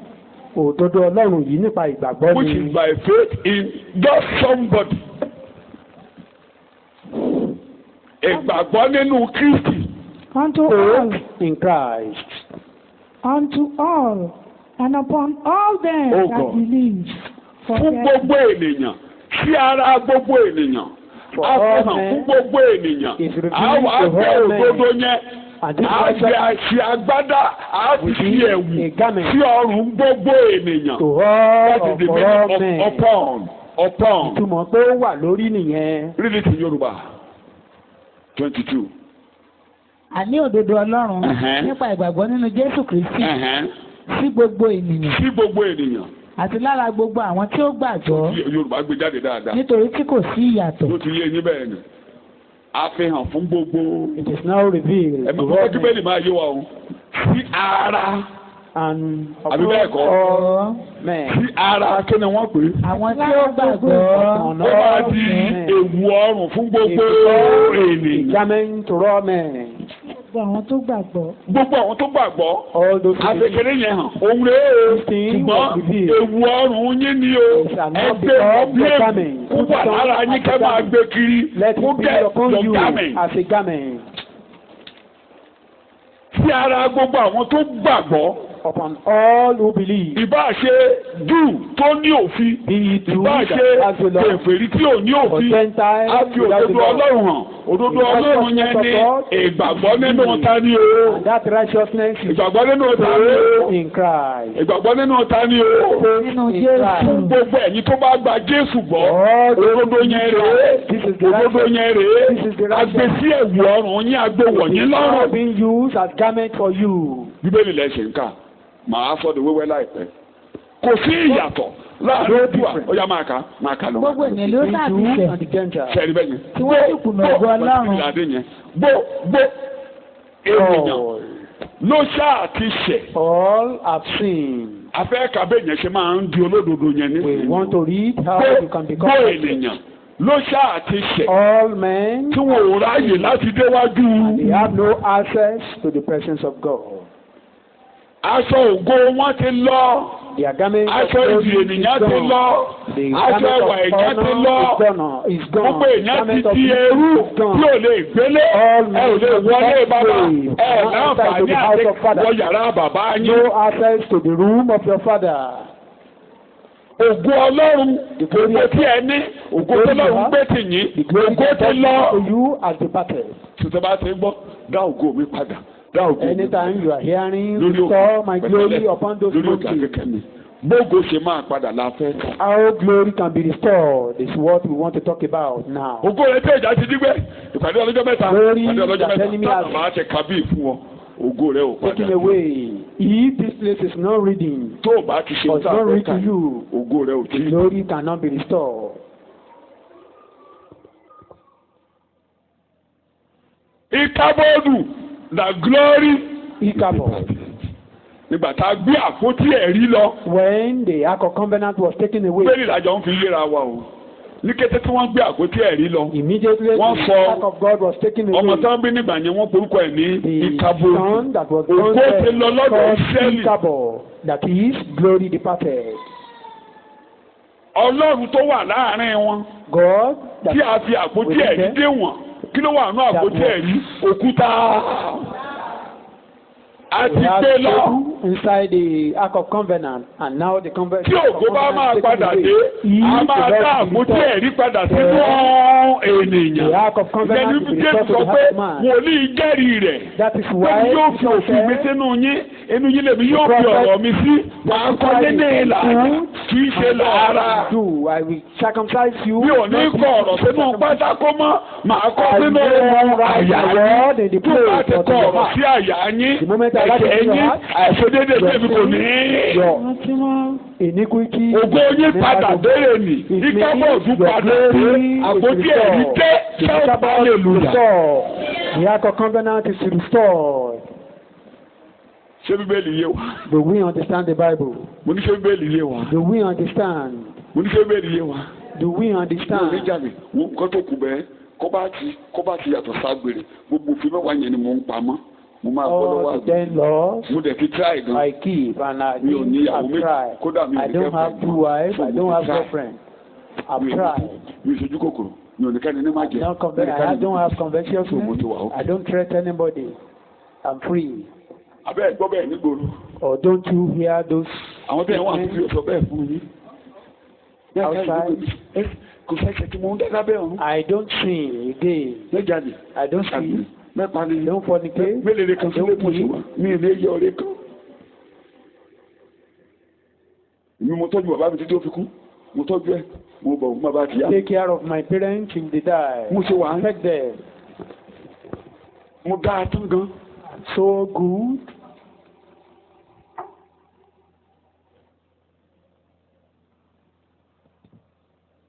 Jésù ti ṣàlàyé rẹ̀ pé gbogbo wa pátápátá. Jesus has a wòlíì wá jẹ́rìí ẹ̀. Onífẹ́fẹ́ pé gbogbo wòlíì ló jẹ́rìí sí o. Àtòlùkọ́ Ọlọ́run hàn tí wòlíì ń jẹ́rìí sí. Ẹ̀jẹ̀ kékeré wòlíì àti àní gbogbo ògbógbó wá dàbí. All our righteousness is just as a filthy garment. Òdodo Ọlọ́run tá a fi hàn. Tí a fi hàn nísinsìnyí. The glory of gbogbo ènìyàn wòlíì now jẹ́rìí sí. revealed upon all men, prophets testify to that. Èmi yóò yọ̀ gidigidi nínú Olúwa nísinsìnyí. Olúwa ti ó ti wọ̀ mí ní aṣọ, ó ti fún mi ní òdodo. I will rejoice that God has given me His righteousness or glory.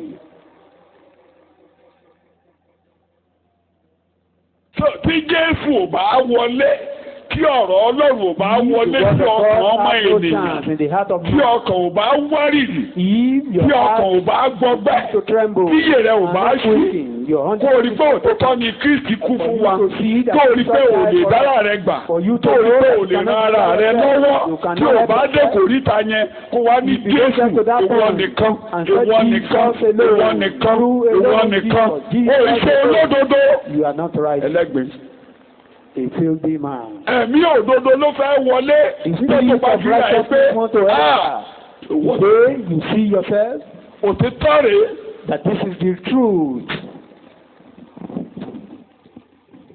Shout hallelujah. Hallelujah. Jẹ́ ká máa ka Róòmù yẹn lọ. Bẹ́ẹ̀ láyé wa. Oya. Gbogbo ènìyàn ló sáà ti ṣẹ̀. Yes. Tí wọ́n sì kùnà ògo Ọlọ́run. Tó ògo tẹ lọ ti pín. Àwọn ẹni tí a ń dá láre lọ́fẹ̀ẹ́ nípa oore ọ̀fẹ́ rẹ̀. À ń dá wọn láre níkẹ́ni. They are being justified free. Nípa ìdáǹdè tí ó wà nínú Kristi Jésù. Ẹni tí Ọlọ́run ti gbé kalẹ̀ láti gé ètùtù nípa ìgbàgbọ́ nínú ẹ̀jẹ̀ rẹ̀. Ètùtù kan tí Ọlọ́run ṣe lórí ẹ̀ṣẹ̀. Ọlọ́run gbé kalẹ̀. Gẹ́gẹ́ bí ètùtù. Èdè kan fẹ́ jáde mẹ́ta fẹ́ gbọ́. Yes. Láti fi òdodo rẹ̀ hàn. Nítorí ìdáríjì àwọn ẹ̀ṣẹ̀ tí ó ti kọjá nínú ìpamọ́ra Ọlọ́run. Mélòó ló fẹ́ rántí ẹ̀ṣẹ̀ tó ti ṣe rí? And you remember àwọn ẹ̀ṣẹ̀ tí ẹ ti ṣẹ̀ kọjá tọ́lọ́run ń rọ́jú. Tọ́lọ́run ń rọ́jú. Látòrí bàbá rẹ̀. Tí ìbá jáde olórí àwọn ẹ̀ṣẹ̀ tó ti kọjá tí Ọlọ́run pa á mára kó tí òdodo rẹ̀ hàn ní ìsinsìnyí lára gbogbo ènìyàn tó bá gba Jésù gbọ́. Righteousness upon all men that believe God. Láti fi òdodo rẹ̀ hàn ní ìgbà ìsinsìnyí. Ní ìgbà ìsinsìnyí. Kí ó lè jẹ́ olódodo àti olùdáre ẹni tí ó gba Jésù gbọ́. Olódodo àti olùdáláre. And the justifier. Mo máa ka ní English translation mi mo fẹ́ kí bẹ́ẹ̀ yẹn yé wa ẹ kà Yorùbá yẹn ká jọjọ ká délẹ̀ kẹ́mu tó túmọ̀ sí olódodo ni Ọlọ́run òun nìkan ló ní agbára láti ní òjẹ̀bi. To say or to set you free that you are not guilty. Gbogbo tó wà ní àkáǹtì rẹ. Everything you are found. That God has been enduring. Àpárẹ̀ Ọlọ́run ò ní rí mọ́ lórí orúkọ rẹ. No more upon your name. Being justified freely. Lọ́fẹ̀ẹ́. By His grace, through the redemption that is in Christ Jesus, whom God has set forth to be a propitiation through faith in His blood, to declare His righteousness for the remission of. Ìgbàgbọ́ nínú ẹ̀jẹ̀ rẹ̀. Ìgbàgbọ́ nínú kí ni wọ́n pè é. Kó wá declare pé olódodo ni ọ́. That are part through the forbearance of God. Gbogbo tó wà nù àrùkọ rẹ tó ń bí mi nínú tẹ. All those things that is making me to be angry before. I remember no more. Amplified Bible Translation. Fún ẹgbẹ́ àwọn èdè kan jáde lọ. Verse 23, verse 24, 25, 24, 25, 24, 25. Quickly. Ọjọ́ mi lọ mi ò mú etí fẹnu kan kókó kejì o. Sáà kí ṣe là ń ka bẹ́ẹ̀lì báyìí kó lè yé wa. Yes. Since all have sinned. All have sinned. And are fallen short of the honor and glory which God deserves and receives. Yes. All are justified and made upright. Marka. All are justified, made upright, and in right standing with God. Oníkálukú á lè wọlé tọ̀ bàbá rẹ̀ lọ. Everyone will now have and graciously by His grace. Ọ̀fẹ́ ni o. It's free. Kí ni wọ́n pè? Marka. His unmerited favour and mercy. Ẹ ò ṣe iṣẹ́ kankan lé lórí. Ẹ ò ṣe kankan lé lórí. There is no work for it. Kódà kò tọ́ sí wa. Kò jẹ́ fún wa. Even worthy of that. Ẹ kàn dúró báyìí pé Jésù. For that. Ìwọ ni olódodo. You just accept Christ Ìwọ nìkan and náà. confess that he is the only one. Ìwọ ló kúkú torí ẹ̀ṣẹ̀. That you died for my sin. Kú nítorí ẹ̀ṣẹ̀ yìí. You died for my Ẹ̀jẹ̀ tó sin. fi ṣe tùtù yẹn ni mo sinmi lé. Blood of the atonement is what I Through just the redemption which is provided in Christ Jesus. Kò tí ì tán. Whom God put forward before the eyes of all as a mercy seat and propitiation by his blood. Ìké àánú kí ni mo pè? Ṣé ṣe interpretation yẹn? Inú Old Testament la ti mú. Bàbá Paul wá gbé wa lọ sínú nǹkan tí gbogbo Ísírẹ́lì jókòó tì. Father Paul now took us to all what àpótí ẹ̀rí wà nínú kínní wọn ẹni bá fọwọ́ gbé ó rọrùn wọ́n ti fòkì mọ́mọ́ tó máa fi gbé wà ń bẹ̀ kérúbù ògo wà ń bẹ̀ to be used to carry tí àánú yẹn wà báyìí níbi kérúbù ògo yẹn ojú ibẹ̀ yẹn báyìí ojú ibẹ̀ yẹn ni wọ́n máa ń wọ́n ẹ̀jẹ̀ sí wọ́n wá rọ ẹ̀jẹ̀ sí ní àánú yẹn. Ẹ̀jẹ̀ tí wọ́n rọ síbi ìdí àánú yẹn ní ẹ̀jẹ̀ ètùtù gangan. The blood wọ́n dà sí orí sí àánú yẹn. Throne of the seat of the throne. So wá ní. So is the blood of the atonement. Gbogbo ẹran tẹ́ ẹrú lábẹ́ òfin pátápátá. All the animals used under the law. Olódo ni gbogbo ní pátápátá. Méjì ni a gbé kalẹ̀ gẹ́gẹ́ bí ẹni tó gbẹ̀jẹ̀ lọ síbi ìtẹ́. These are the ones that were set up that took the blood. Ẹ̀jẹ̀ rẹ̀ nìkan ló múnú Ọlọ́run jọ. Gbogbo iṣẹ́ ló mọ̀ ẹ̀jẹ̀ tó ló náà sábà ti gbẹ́bọ lórí ìtí àánú lẹ́ẹ̀kan lọ́dún Ọlọ́run yọ́nú sí. When the high priest took the blood to that. Bí wọ́n ti ẹ̀ mọ̀ yẹn, gbogbo wọn yẹn rántí pé ibẹ̀ ni wọ́n ti gbé aago ibẹ̀ ni aago túràrí wà. Ibẹ̀ ni wọ́n ti jó túràrí tí wọ́n fọ́ nígbà tọ́lọ́run ń bínú sí Sẹ́ẹ̀lì tí ìyọnu fi síwọ́. The same place. Ọlọ́run ń bínú lọ́wọ́. When God was wroth. And immediately they burned that thing saying the rock stopped. So gbogbo Israẹli ló mọ̀ pé tí àlùfáà bá ti jáde níbi ìtí àánú yẹn. All Israelites knew the moment the priest came out of that place and took that thing. Ìpàdé ẹni pé tó bá ti ń ṣe ara Olúwa àlùfáà ló máa gbé tùràrí wọ́n á ṣe tùràrí yẹn. When you go to the church and they are breaking the bread, they will take that thing. You know, it's our church. Kọ́tún tó parí lọ́dún ìṣúbà ìmú ní opportunity láti lọ lé kíákíá lẹ́ẹ̀bí mẹ́ta. I was there 3 times last year for burial, and the church is just in front of my house. Family church wa ni. It's a family church. Àti stage gan mo fẹ́ lè bínú jáde. I almost ó pọ̀ jù. Move out of the church because the mission is so much. Torí bíṣọ̀bù dìde. Bíṣọ̀bù wá. The bishop was there. The last one. Anytime the bishop is around, it's a very great celebration. Túràrí ń lọ báyìí. Bẹ́ẹ̀ pàtàkì gbogbo túràrí yẹn ni pé. The importance of those things. A gbé ẹ̀jẹ̀ lọ síbi ìtẹ́. The blood is taken. Ẹ̀jẹ̀ tá a gbé lọ síbi ìtẹ́ àánú. Whose blood? Ìgbàgbọ́ nínú ẹ̀jẹ̀ tí a gbé síbi ìtẹ́ àánú. Your faith in that blood that is what take away your sin. Mo ló ṣe fún ẹ̀ṣẹ̀ yín. Mo ló ṣe fún ẹ̀ṣẹ̀ yín. Take away our sin. Ìjọba ti ń gbọ́ propitiation. Ẹ̀jẹ̀ tí a rọ síbi ìtẹ́ àánú láti fi Ọlọ́run lójú. Kínú Ọlọ́run yọ. To appease God. Ẹ máa ka sí arábìnrin.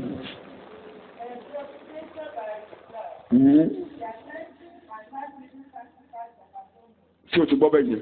Ó fọ̀ wá mọ́. Ó fún wa níyì. Us clean and give us life. Bíbélì rẹ̀ ń kà.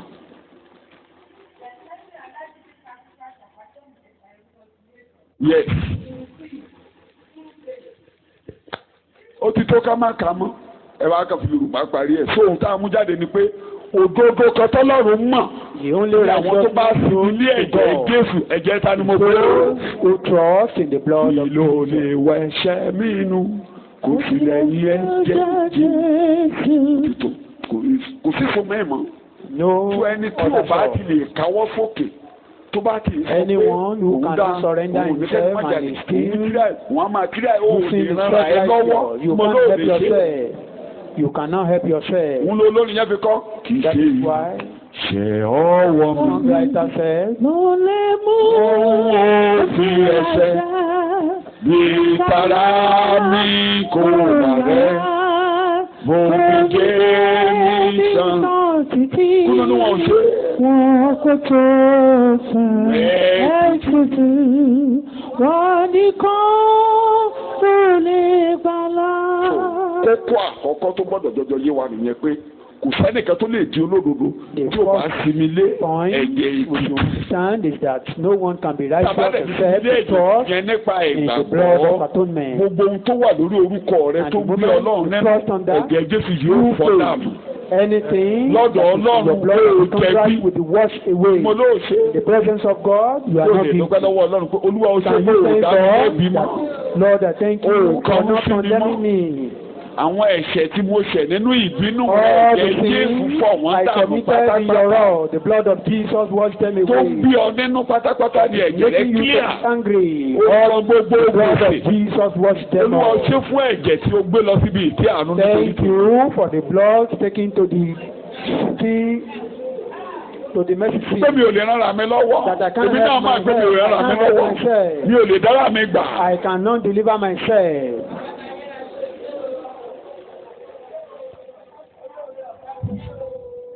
Ní orúkọ Jésù Kristi, Olúwa wa ni a gba àdúrà.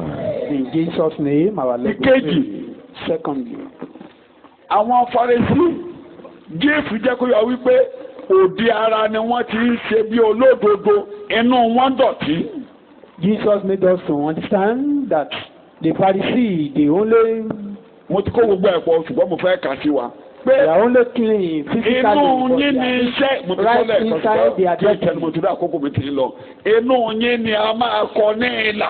That you be circumcised, your heart will be circumcised. Bàbá Paul ló ṣàlàyé ẹ̀ fún wa. Our father Paul explained Ẹ that. jẹ́ kí n ka díẹ̀ nínú Róòmù orí kejì. In Romans Ìparí ẹ̀ chapter tó ló ṣe orí kejì. And then end Kó lè yé wa that pé Colossians chapter 2. tí ọ̀rọ̀ ò bá wọlé tí a bá fi kọyín ní ìlàyà tí òfin jẹ́rìí sí kò sí ẹnìkan lára yín tí ó rí gbàlà kò sí ẹnìkan lára yín tó lè ṣe olódodo. None of you can be saved. Róòmù nor orí be kejì jẹ́ righteous. káka dé a ò lè ká gbogbo ẹ̀tẹ́ bá dé Romans ẹ̀lẹ́ chapter kátán 2. ẹbẹ̀ ní ẹsẹ̀ ìkẹtàdínlógún Róòmù orí kejì. ṣùgbọ́n bí a bá ń Romans pè wọ́n chapter ní 2, Júù verse À ń pè wọ́n ní Júù tí o sì sinmi lé òfin tó o sinmi lé òfin tí o sì ń ṣògo nínú Ọlọ́run tó ń ṣògo nínú Ọlọ́run tí o sì mọ ìfẹ́ rẹ̀ ó mọ ìfẹ́ rẹ̀ tí o sì dán ohun tí ó yàtọ̀ wò ó dóhun tí ó yàtọ̀ wò ẹni tí a kọ́ lé òfin akọ́ ní òfin tí o sì gbé ojú lé ara rẹ pé ìwọ lé amọ̀nà àwọn afọ́jú ó gbójúlé ara rẹ̀ pé wọ́n ní amọ̀nà àwọn afọ́jú ìmọ́lẹ̀ àwọn tí ó wà ní òkùnkùn ìmọ́lẹ̀ àwọn tó wà nínú òkùnkùn olùkọ́ àwọn aláìmòye olùkọ́ àwọn aláìmòye olùkọ́ àwọn ọmọdé olùkọ́ àwọn ọmọdé ẹni tí ó ní àfarawé ìmọ̀ àti òtítọ́ òfin lé ọwọ́ oní àfarawé ìwà àti òtítọ́ òfin oní ní ọwọ́ ṣùgbọ́n kò sí lọ́kàn rẹ̀. ǹjẹ́ ìwọ tí ò ń kọ́ ẹlòmíràn ìwọ kò kọ́ ara rẹ ìwọ tó ń kọ́ ẹlòmíì ìwọ ò ṣe kéne ó ṣe kéne ìwọ kò kọ́ ara gbogbo rẹ olùkọ́ni lábẹ́ òfin pátápátá wọn ò kó ara wọn. all the teachers under the law did not Nikodemu teach themselves. kò kó ara rẹ̀ is not bí a kò bá tú ènìyàn bí kò except lè to be born rí. again. ìjọba ọ̀run Cannot see Kí ló máa ṣẹlẹ̀ the bàbá? heaven. Ó What tó will wà happen? náà ìyá mi olùkọ́ni kọ́ Shall I enter into my yẹn ni pé father? olùkọ́ni ni Or ó my mother? Are you olùkọ́ not a teacher in Israel? olùkọ́. You don't teach yourself. ìwọ tí ó ń wàásù kí ènìyàn kí ó má jalè ìwọ ń jalè ìwọ So tó ìgbà tó wá ń fọ́ nínú mọ́tò orí karùn-ún yẹn a máa When kọ́ he níbẹ̀ was now láti pé explaining Matthew gbogbo chapter 5, wọn pẹnu mọ́ they were all ó ní silent. ká má jẹ̀lé ó lè ní ọ́ You said they should not steal, but ó ní you ká má are stealing. bòrìṣà bòrìṣà ní You ọ́. said they should not worship idol, yet you are worshiping it. bọ́sì 28 mò ń kánjú. kì í ṣe èyí tí ó farahàn ní Júù bẹ́ẹ̀ ni kì í ṣe èyí tí ó farahàn lé ara ní ìkọlà eléyìí tẹ́ ń ṣe tẹ́ akọyín ní ìlà ara ẹ̀ ń pera yín ní Júù torí pé ẹ̀ ń kà á àti ń kà àkọ́sórí ẹ̀ mọ àkọ́sórí rẹ̀ ẹ̀ mọ gbogbo rẹ̀ ìyẹn kọ́ lọ Ọlọ́run mọ̀ ní Júù ẹ̀ ń ṣe Júù o You are ẹ̀ ń not ṣe Júù o Jew. ẹ̀ ń ṣe lódodo. You are not righteous. ṣùgbọ́n Júù ti inú ní Júù Hallelujah. Say hallelujah hallelujah. mo tún gbàdúrà ẹ̀ ní sàfihàn. Pray, may you not worship in àní vain. lọ ṣọ́ọ̀ṣì You ànúdànù. will not go to church in vain. ètò ìgbàlà lọ́lọ́run jókòó tí o. God is sitting with the kò work jókòó tí o dé ara o. of salvation, not the physical kò one. jókòó tí kankan mi ju pé inú lọ́gẹ̀dẹ̀ ti ń pọ́n wá. But bíbélì lẹ́ńkà ó yá your ó yá ó yá. heart. ṣùgbọ́n Júù ti inú ní Júù ọgbà bẹ́ẹ̀ ni. àti ìkọlà ti ọkàn. ìkọlà kí ló pé. ti ọkàn nínú ẹ̀mí ni. ìkọlà kí ló pé. nínú kíni. nínú ẹ̀mí ni kì í ṣe ti òde ara. ṣé ẹ ti gbọ́. ìyẹn tí kò sí lọ́dọ̀ ènìyàn bí kò sí lọ́dọ̀ Ọlọ́run. ó ti yé mi ó parí ẹ̀kọ́. bàbá Paul ló ń kẹ́ wa lẹ́kọ̀ọ́ o. That is the teaching of our father Paul. ó wá kúkú ṣàlàyé ẹ̀ nígbà tó déjọ Kólósè. Then explain. pé òun sọ ìgbà wo la máa fọ wá ní ìlà àyà. This thing I'm talking about, when would that happen? kí n tó wá ka Hébérù lé lórí. Kólósè. Colossians orí ìkejì. chapter 2. ẹgbẹ́ láti ẹsẹ̀ ìkẹsàn-án. from verse 9. Bíbélì sọ̀rọ̀. nítorí pé nínú rẹ̀ ní gbogbo ẹ̀kún ìwà Ọlọ́run ń gbé ní ara ìyára. gbogbo Ọlọ́run tó máa tún ayé wa ṣe. inú Jésù ní agbègbè gbogbo ẹ̀dá Ọlọ́run gbogbo ìpinnu Ọlọ́run gbogbo ètò Ọlọ́run agbèwọ̀nù Jésù olùgbàlà gbogbo tó máa táyé rẹ̀ ṣe inú Jésù agbègbè. àìsíṣe yín ní kíkún nínú rẹ̀. ẹ̀yin náà tẹ́ bá wá gba Jésù. Ọlọ́run àwa ṣe yín bíi tiẹ̀. you are made complete. àṣewá ní pípé. ẹ ní jẹ̀bi mọ́tà bá ti lọ́dọ̀ Jésù. no more be guilty. you are made complete in Christ. àti ṣe wá ní pípé nínú without sin. láì sí ẹ̀ṣẹ̀. Adá yín padà sí ipò Ádámù àkọ́kọ́. we been restored to the position of first Adam. and you are made full. full. and having come to fullness of life in Christ. gbogbo ìṣe gbogbo tó jẹ́ ìyè Kristi. all wọnú yín tẹ́ bá ti lọ. life of Christ is in you. kò kì í sọ̀rọ̀ òfin. agbẹ́ ìyè ayérayé wò. it's not a life is not a life of God. àfọyín di Ọlọ́run kékeré lórí ilẹ̀. become a small God upon the heart. ẹsẹ̀ kẹwàá kọkànlá òtítí kọkànlá. nínú ẹni tí a ti fi ìkọlà tí a kò fi ọwọ́ kankan yín ní ìlà. a fi ìkọlà tí. a kò fi ọwọ́ kankan yín ní ìlà. gẹ́gẹ́ ni. ní bíbọ́ ara ẹ̀ṣẹ̀ sílẹ̀. tó ń jẹ́ ìkọlà yẹn ni pé bíbọ́. ara ẹ̀ṣẹ̀ sílẹ̀. bíbọ́ kéde sílẹ̀. ara ẹ̀ṣẹ̀. nínú ìkọlà Kristi. ìkọlà kílà fún wa o. ìkọlà Kristi. ìkọlà ẹ̀mí. ìkọlà Kristi. ìtumọ̀ rẹ̀ ní kíni o. the heart of Christ. ẹ gbọ́. fún ara ẹ̀ṣẹ̀ sílẹ̀. Gbogbo kí ni wọ́n pè é. Ẹni tí ò bá ti bọ́ ara ẹ̀ṣẹ̀ sílẹ̀, àti ìkọ́ ní ìlà ẹ̀mí. is not yet circumcised. Kò sí ní ìkọlà Kristi. He has no circumcision of Christ. Bí a ti sin nípò pẹ̀lú rẹ̀ nínú baptism. Tí ògbàtẹ́ bá ti wá nìyẹn, a wá sí nípò pẹ̀lú Jésù. They will be buried with Christ. Nínú ìta ìfijí yín dìde pẹ̀lú rẹ̀ nínú ìgbàgbọ́ nípa ìgbàgbọ́ òṣìṣẹ́ Ọlọ́run ẹni tó jí ìdìde kúrò nínú òkú. ó ti tó tó nǹkan tí Jésù wá ń sọ fún wa ni wípé. what Jesus is now telling us. òdodo yín máa ju tàwọn Farisí o. that your righteousness. ẹ bọ́ ara ẹ̀ṣẹ̀ kalẹ̀ o. God must be more than that of Christ. you put all this body of sin. a kọ yín ní ìlà àyà o. you be circumcised in the heart. Jeremiah ṣàlàyé. That was what Jeremiah explained. Likewise, ẹ̀kálẹ̀ kan ní òfin jẹ́rìí sí àti wòlíì. that the law and the prophet testify to you. Hebrew tell you. Òfin mi sínú yín. Màá kí ọ̀rọ̀ mi sínú yín. Ẹ̀ṣẹ̀ yín àìṣedédé yín mi kò ní ṣe kéne. And I walk. Yóò sì rántí mọ́. Your sin and iniquity I will remember no more. Shout hallelujah. Eke hallelujah. Shout hallelujah. Eke hallelujah. Shout hallelujah. Eke hallelujah. Ẹ jẹ́ kí n tún lo èdè gbogbo àwọn àkọọ́lẹ̀ tó wà bẹ́ẹ̀ yẹn máa délé kan. Jẹ́ kí wọ́n á bọ́ sí èdè bàbá Paul. Ẹ bọ́ sọ́dọ̀ Éfésù kó n tó sọ kó lè yé wa. Ẹ gbé sínú Éfésù orí ìkẹrin. Ephesians chapter 4. Ǹbá ní kí n bẹ̀rẹ̀ ní verse 17 ṣùgbọ́n kákúkú gbé ní 21. Bí ó bá ṣe pé ní tòótọ́ lẹ tó ohùn rẹ̀. Tó bá jẹ́ pé lóòótọ́ lẹ ti wá gbọ́ torí tẹ́lẹ̀ alágídí ni wá ẹ padà sí 17 má jẹ́ nǹkan dúdú. Before this time tí mo ń wí very stubborn. tí mo sì ń jẹ́rìí nínú Olúwa pé láti sísìnyí lọ kí ẹ̀yin kí ó má ṣe rìn mọ́ àní gẹ́gẹ́ bí àwọn kèfèrí ti ń rìn. ẹ̀rìn tẹ́ rìn nígbà tẹ́ ti ìgbà Jésù ẹ má rìn bẹ́ẹ̀ mọ́. So the way you walk. kí lẹ ṣe ń rìn nígbà tẹ́ ti ìgbà Jésù ẹ máa kà. Yes. Òye àwọn ẹni tí ó ṣókùnkùn. Tẹ́lẹ̀ òye yín ṣe ké ni ẹ mọ nǹkankan dúdú tí ò mọ nǹkankan ẹ̀yin náà ò mọ nǹkankan nígbà tẹ́ ẹ̀ tí ì rí gbàlà. Then you are yet to be saved. Alágídí ni yín ọkàn yín lé ẹ ṣe báwí ẹ ṣe correct. You cannot be corrected. àwọn tó ti di àjèjì sí ìwà bí Ọlọ́run. gbogbo ìwà dáadáa tó jọ tọlọ́run fi kọ́ra. all the character that resemble that of God. nítorí ignorance. nítorí líle ọkàn wọn. a parí gbogbo ìgbé ayé yín nígbà tẹ́ ti gbàgbé sí abẹ́ àìmọ̀ abẹ́ kí ni mo. bàbá dárí wọn kò ṣe kéne wọn kò ṣe kéne. God forgive them. Tó bá wá jẹ́ pé lóòótọ́ ni ọ̀rọ̀ Ọlọ́run ti fọwọ́ tọ́ ọ láyà. If truly the word of God that touch you. Ní ẹ ti ní ìkọlà àyà. And you are your heart ní ọkùnrin ní gbẹgbẹ́. And you are preaching your heart. Ní ẹgbọ́ ní ọ̀rọ̀ wọlé sí yín láti the word penetrated into your heart. Lóòótọ́ lẹ ìgbóhùn rẹ̀ Bíbélì heard his word. Pé ní ìwà yín àtijọ́. Ní ti kéde o. Ìwà yín àtijọ́. Your whole character. Kí ẹ̀yin kí ó bá ògbólógbò ọkùnrin nì sílẹ̀. Kí náà ní kẹ́ bọ́ọ̀lẹ̀. So ìwà àtijọ́ yẹn ní ògbó. Ògbólógbò. Ẹ̀dá ìwà àtijọ́ yẹn ní kí ni ògbólógbò. Eléyìí tí a ti kàn mọ́. Tí a ti kàn mọ́ kí ni o. Has been nailed to the cross. Èyí tí ó dìbàjẹ́ gẹ́gẹ́ bí ìfẹ́kùfẹ́ ẹ̀tàn. Tí àtijọ́ yẹ kí náà ló ṣe. Ẹlẹ́tàn ni bí ẹyẹ ẹ̀tàn là ń gbé tẹ́lẹ̀ ìgbé ẹyẹ àgàbàgẹ́ bí ẹlẹ́tàn ni wá ìbàjẹ́ la ní ìbàjẹ́ ní gbogbo àtẹ́lẹ̀ olóòórùn ni wá ẹgbẹ́ yẹn ẹlẹ́ Bíbélì lẹ̀ ń kà. Kí a sì di tuntun ní ẹ̀mí inú yín. Inú lẹ̀ kí n di tuntun. Ẹ̀dì tuntun nínú kẹ́ni o.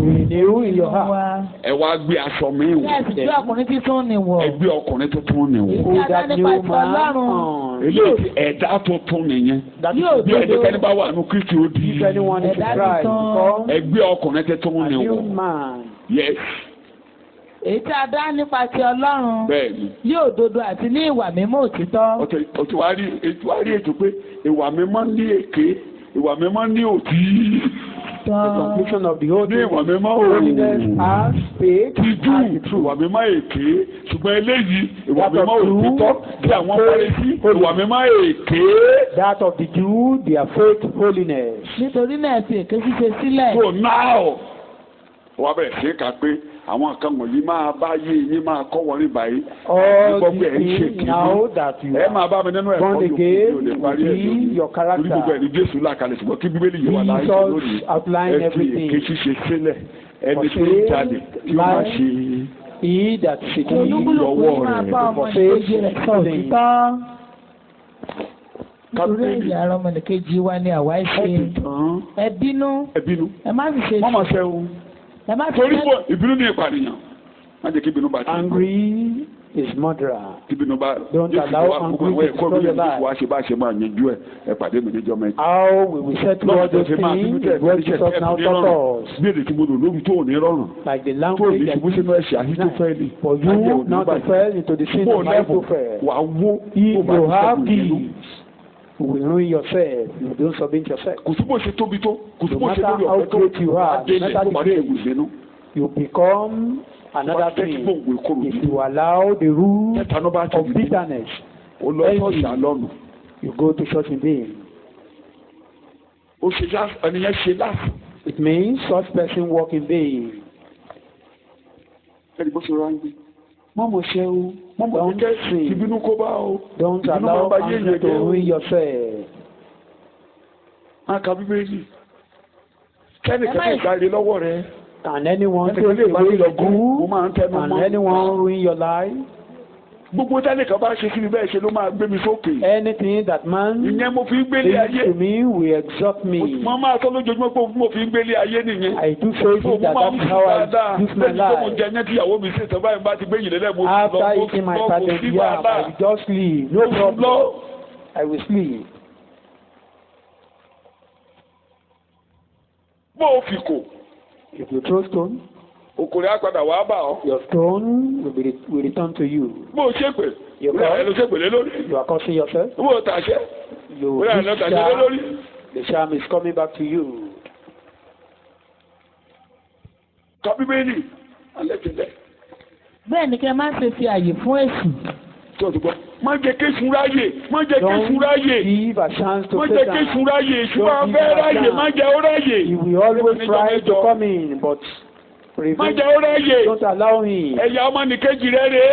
Ẹni ló máa rẹ̀ lọ́wọ́ you are here to compliment yourself. There are some ministers outside that God can still use to help you. Àwọn ìránṣẹ́ Ọlọ́run mìíràn wà níta tọ́lọ́run ti dúró láti ràn ọ́ lọ́wọ́.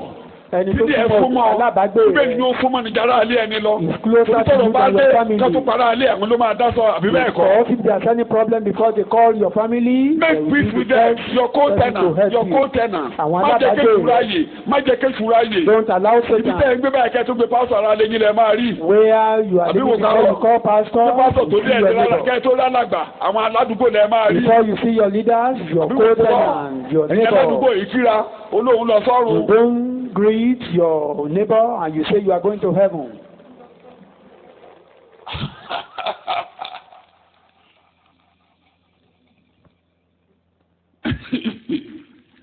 ilé tó tẹ wàá máa burú jù ní pé kájọjọ wà ní ṣọ́ọ̀ṣì padà. the worst part of it is kájọjọ wà ní ṣọ́ọ̀ṣì kájọjọ wà ní ṣọ́ọ̀ṣì kẹmọ kira kẹmọ máa kira kó dẹ̀ dẹ̀ ń lọ sọ́run. and you say you are going to heaven. bẹ́ẹ̀ni gba mi ṣọ́ọ̀ṣì lọ fọ́run àpáàdì ní tèmi. I will not go to hell. torí ìkí for kí ló gbà lọ rẹ kí ni mo gbà lọ rẹ. what is it that is collected from you. mo gbà lọ kó bá sórí ilẹ̀ rẹ ni mo kọ́ ló sí wàá múlẹ̀ ẹ̀ máa rí lẹ̀ mí. my house upon your land. God come and take your land. kó o tó gba ilẹ̀ márùn-ún náà máa fi dípò. I will get another one even double portion.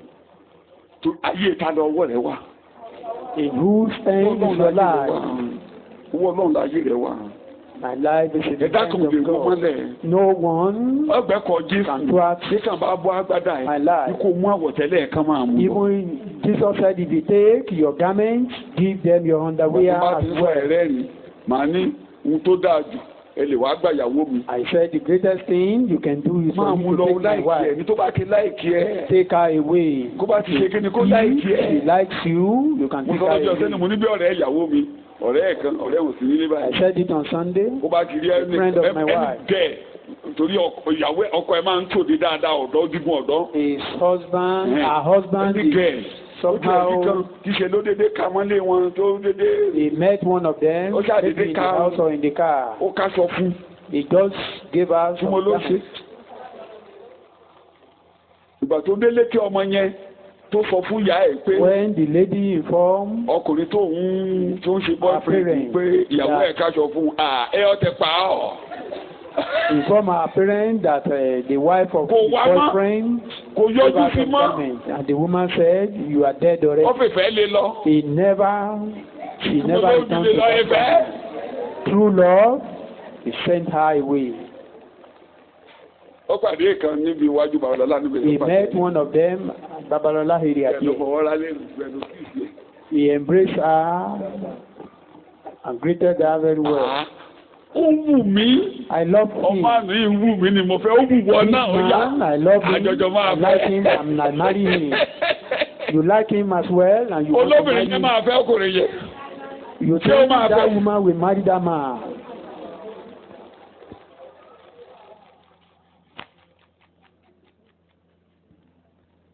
má jẹ́ kéṣù ráyè.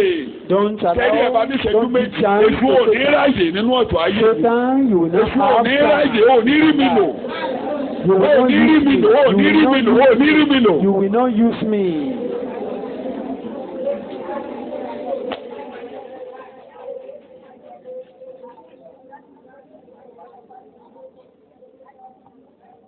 Jésù Olúwa wa. Jesus name we pray. ó kọ́ o bẹ́ẹ̀sì ṣe máa ń ráyè parí ẹ̀. ìró parí ẹ̀ máa ka níjọ́ mẹ́jọ. ẹni tí gbalè má ṣe jalè mọ́. má fi àyè sílẹ̀ fún ìbínú. don't give chance for us ẹni tí gbalè má jalè mọ́ kó fọwọ́ ara ẹ̀ ṣiṣẹ́. ṣùgbọ́n kí ó kúkú máa ṣe làálàá. ṣiṣẹ́. kí ó máa fi ọwọ́ rẹ̀ ṣiṣẹ́ ohun tí ó dára. bàbá wa Pọ́ọ̀lù parí ẹ̀ pé tó ọ̀gá tí Jésù wá mìíràn rè pé what Jesus mean. òdodo yín gbọ́dọ̀ ju ti àwọn Farisí àti. your righteousness torí ta kọ̀wé àti Farisí ní parí ẹ̀ lédè Yorùbá bá ní ẹ̀dá olóògùn kí ló ti máa ṣe ojú fún etí fún. they normally have been eye for eyes ear for ear. àwọn kan sọ fún Jésù. they even told Jesus. bàbá fún wa níwèé ìkọ̀sílẹ̀ tóbìnrin kan nítorí ohunkóhun tóbìnrin kan ṣe tí ò bá ti dá àfún níwèé kó máa lọ. that if any woman is not good we should divorce her. bí o máa lẹ̀ gbá gbó. don't know how to sweep. Packer. Yóò kí ya ọkọ̀ ẹ gbó. If he is unable to greet well, send anything tó bá ti ṣe. Anything that he did wrong, shed her packing. Jésù wá ní kò rí bẹ́ẹ̀ láti. And Jesus said, it's not like that from the beginning.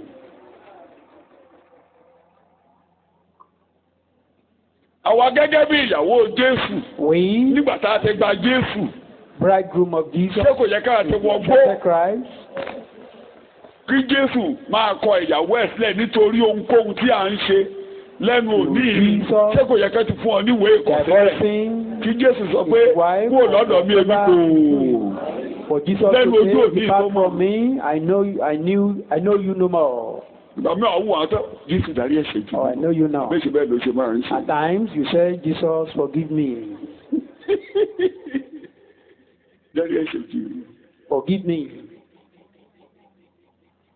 Tẹ̀lé ẹ̀ bá mú lọ lé. Bow down your head. Bàbá ràn mí lọ́wọ́. Lord help me. Ràn mí lọ́wọ́. Help me. Kí n gbé gbàgbọ́ mi lérí òdodo Ọlọ́run nìkan. That I may set my faith upon the righteousness of God. I can't help myself. I cannot deliver myself. Lord help me that Satan will not have chance. Don't allow Satan to have chance in my life. You save me through your grace, not my work.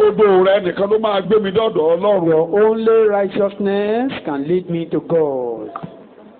Òdodo májẹ̀mú tuntun. Ẹ̀bùn ni látọ̀dọ̀ Ọlọ́run kì í ṣe nǹkan tó ń ṣiṣẹ́ fún. Ó wà fún gbogbo ènìyàn. Ṣùgbọ́n àwọn ẹni tó bá gbàgbọ́ nìkan la máa gbé wọ̀ lọ́rùn. Gbogbo èèyàn ló wà fún. Ohun àmúyẹ tá a fi máa gbé wọ̀ wá nípa ajẹ́lẹ́ṣẹ̀. Gbogbo èèyàn ló ti dẹ́ṣẹ̀. Ló ti kùnà ògo Ọlọ́run. Tí gbogbo èèyàn bá dẹ́ṣẹ̀ tó bá ti kùnà ògo Ọlọ́run, gbogbo ènìyàn ló ní àǹfààní láti gba òdodo Ọlọ́run. Ṣùgbọ́n kì í ṣe gbogbo èèyàn ló máa gbà á. Àwọn ẹni tó bá gbàgbọ́ nìkan la máa gbé wọ̀ lọ́rùn. Olúwa mo gbà ọ́ gbọ́ mo ti gbà ẹ́ gbọ́. Olódodo ni mo jẹ́ níwájú ìwọ Ọlọ́run. Èso níkan nǹkan sí mi lọ́rùn, ẹjẹ́ àfẹnuwájẹ́ ó bẹ̀. Èso níkan nǹkan sí mi lọ́rùn. Mélòó ni kò sí ìdálẹ́bi. Ká dẹ́ṣẹ̀ gẹ ẹ̀ṣẹ̀ àná, ẹ̀ṣẹ̀ ní, ẹ̀ṣẹ̀ ọ̀la. Kì í ṣe ìṣùlà dẹ́ṣẹ̀ sí. Ẹ̀jẹ̀ Jésù dẹ̀ ti wẹ̀ wá. Ó dẹ̀ tún wẹ̀ wá nínú ẹ̀ṣẹ̀ wa.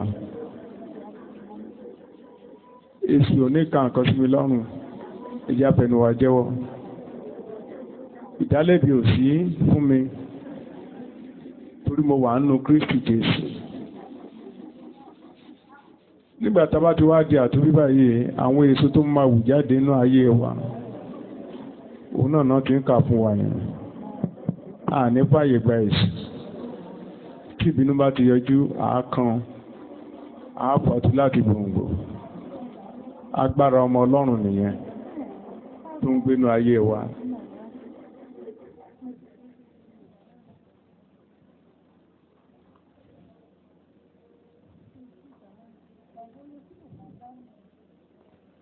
Ní orúkọ Jésù Olúwa wa. Amen. Àwọn ètò wa tó wà tó kù lẹ́yìn àárín ọ̀sẹ̀ ẹ̀yà àfisọ́kàn. Ọ̀la ẹ̀kọ́ bílì wa ní ìgboro. Ọjọ́ Àlàmísì àwọn obìnrin á pàdé. Ọjọ́ Jímọ̀ kò sí ìpàdé kankan. Ọjọ́ Sátidé àwọn akọrin wọn á pàdé. Ọjọ́ Sunday àtúnjọ́sìn. Ẹ jáde lórí ẹsẹ̀ wa.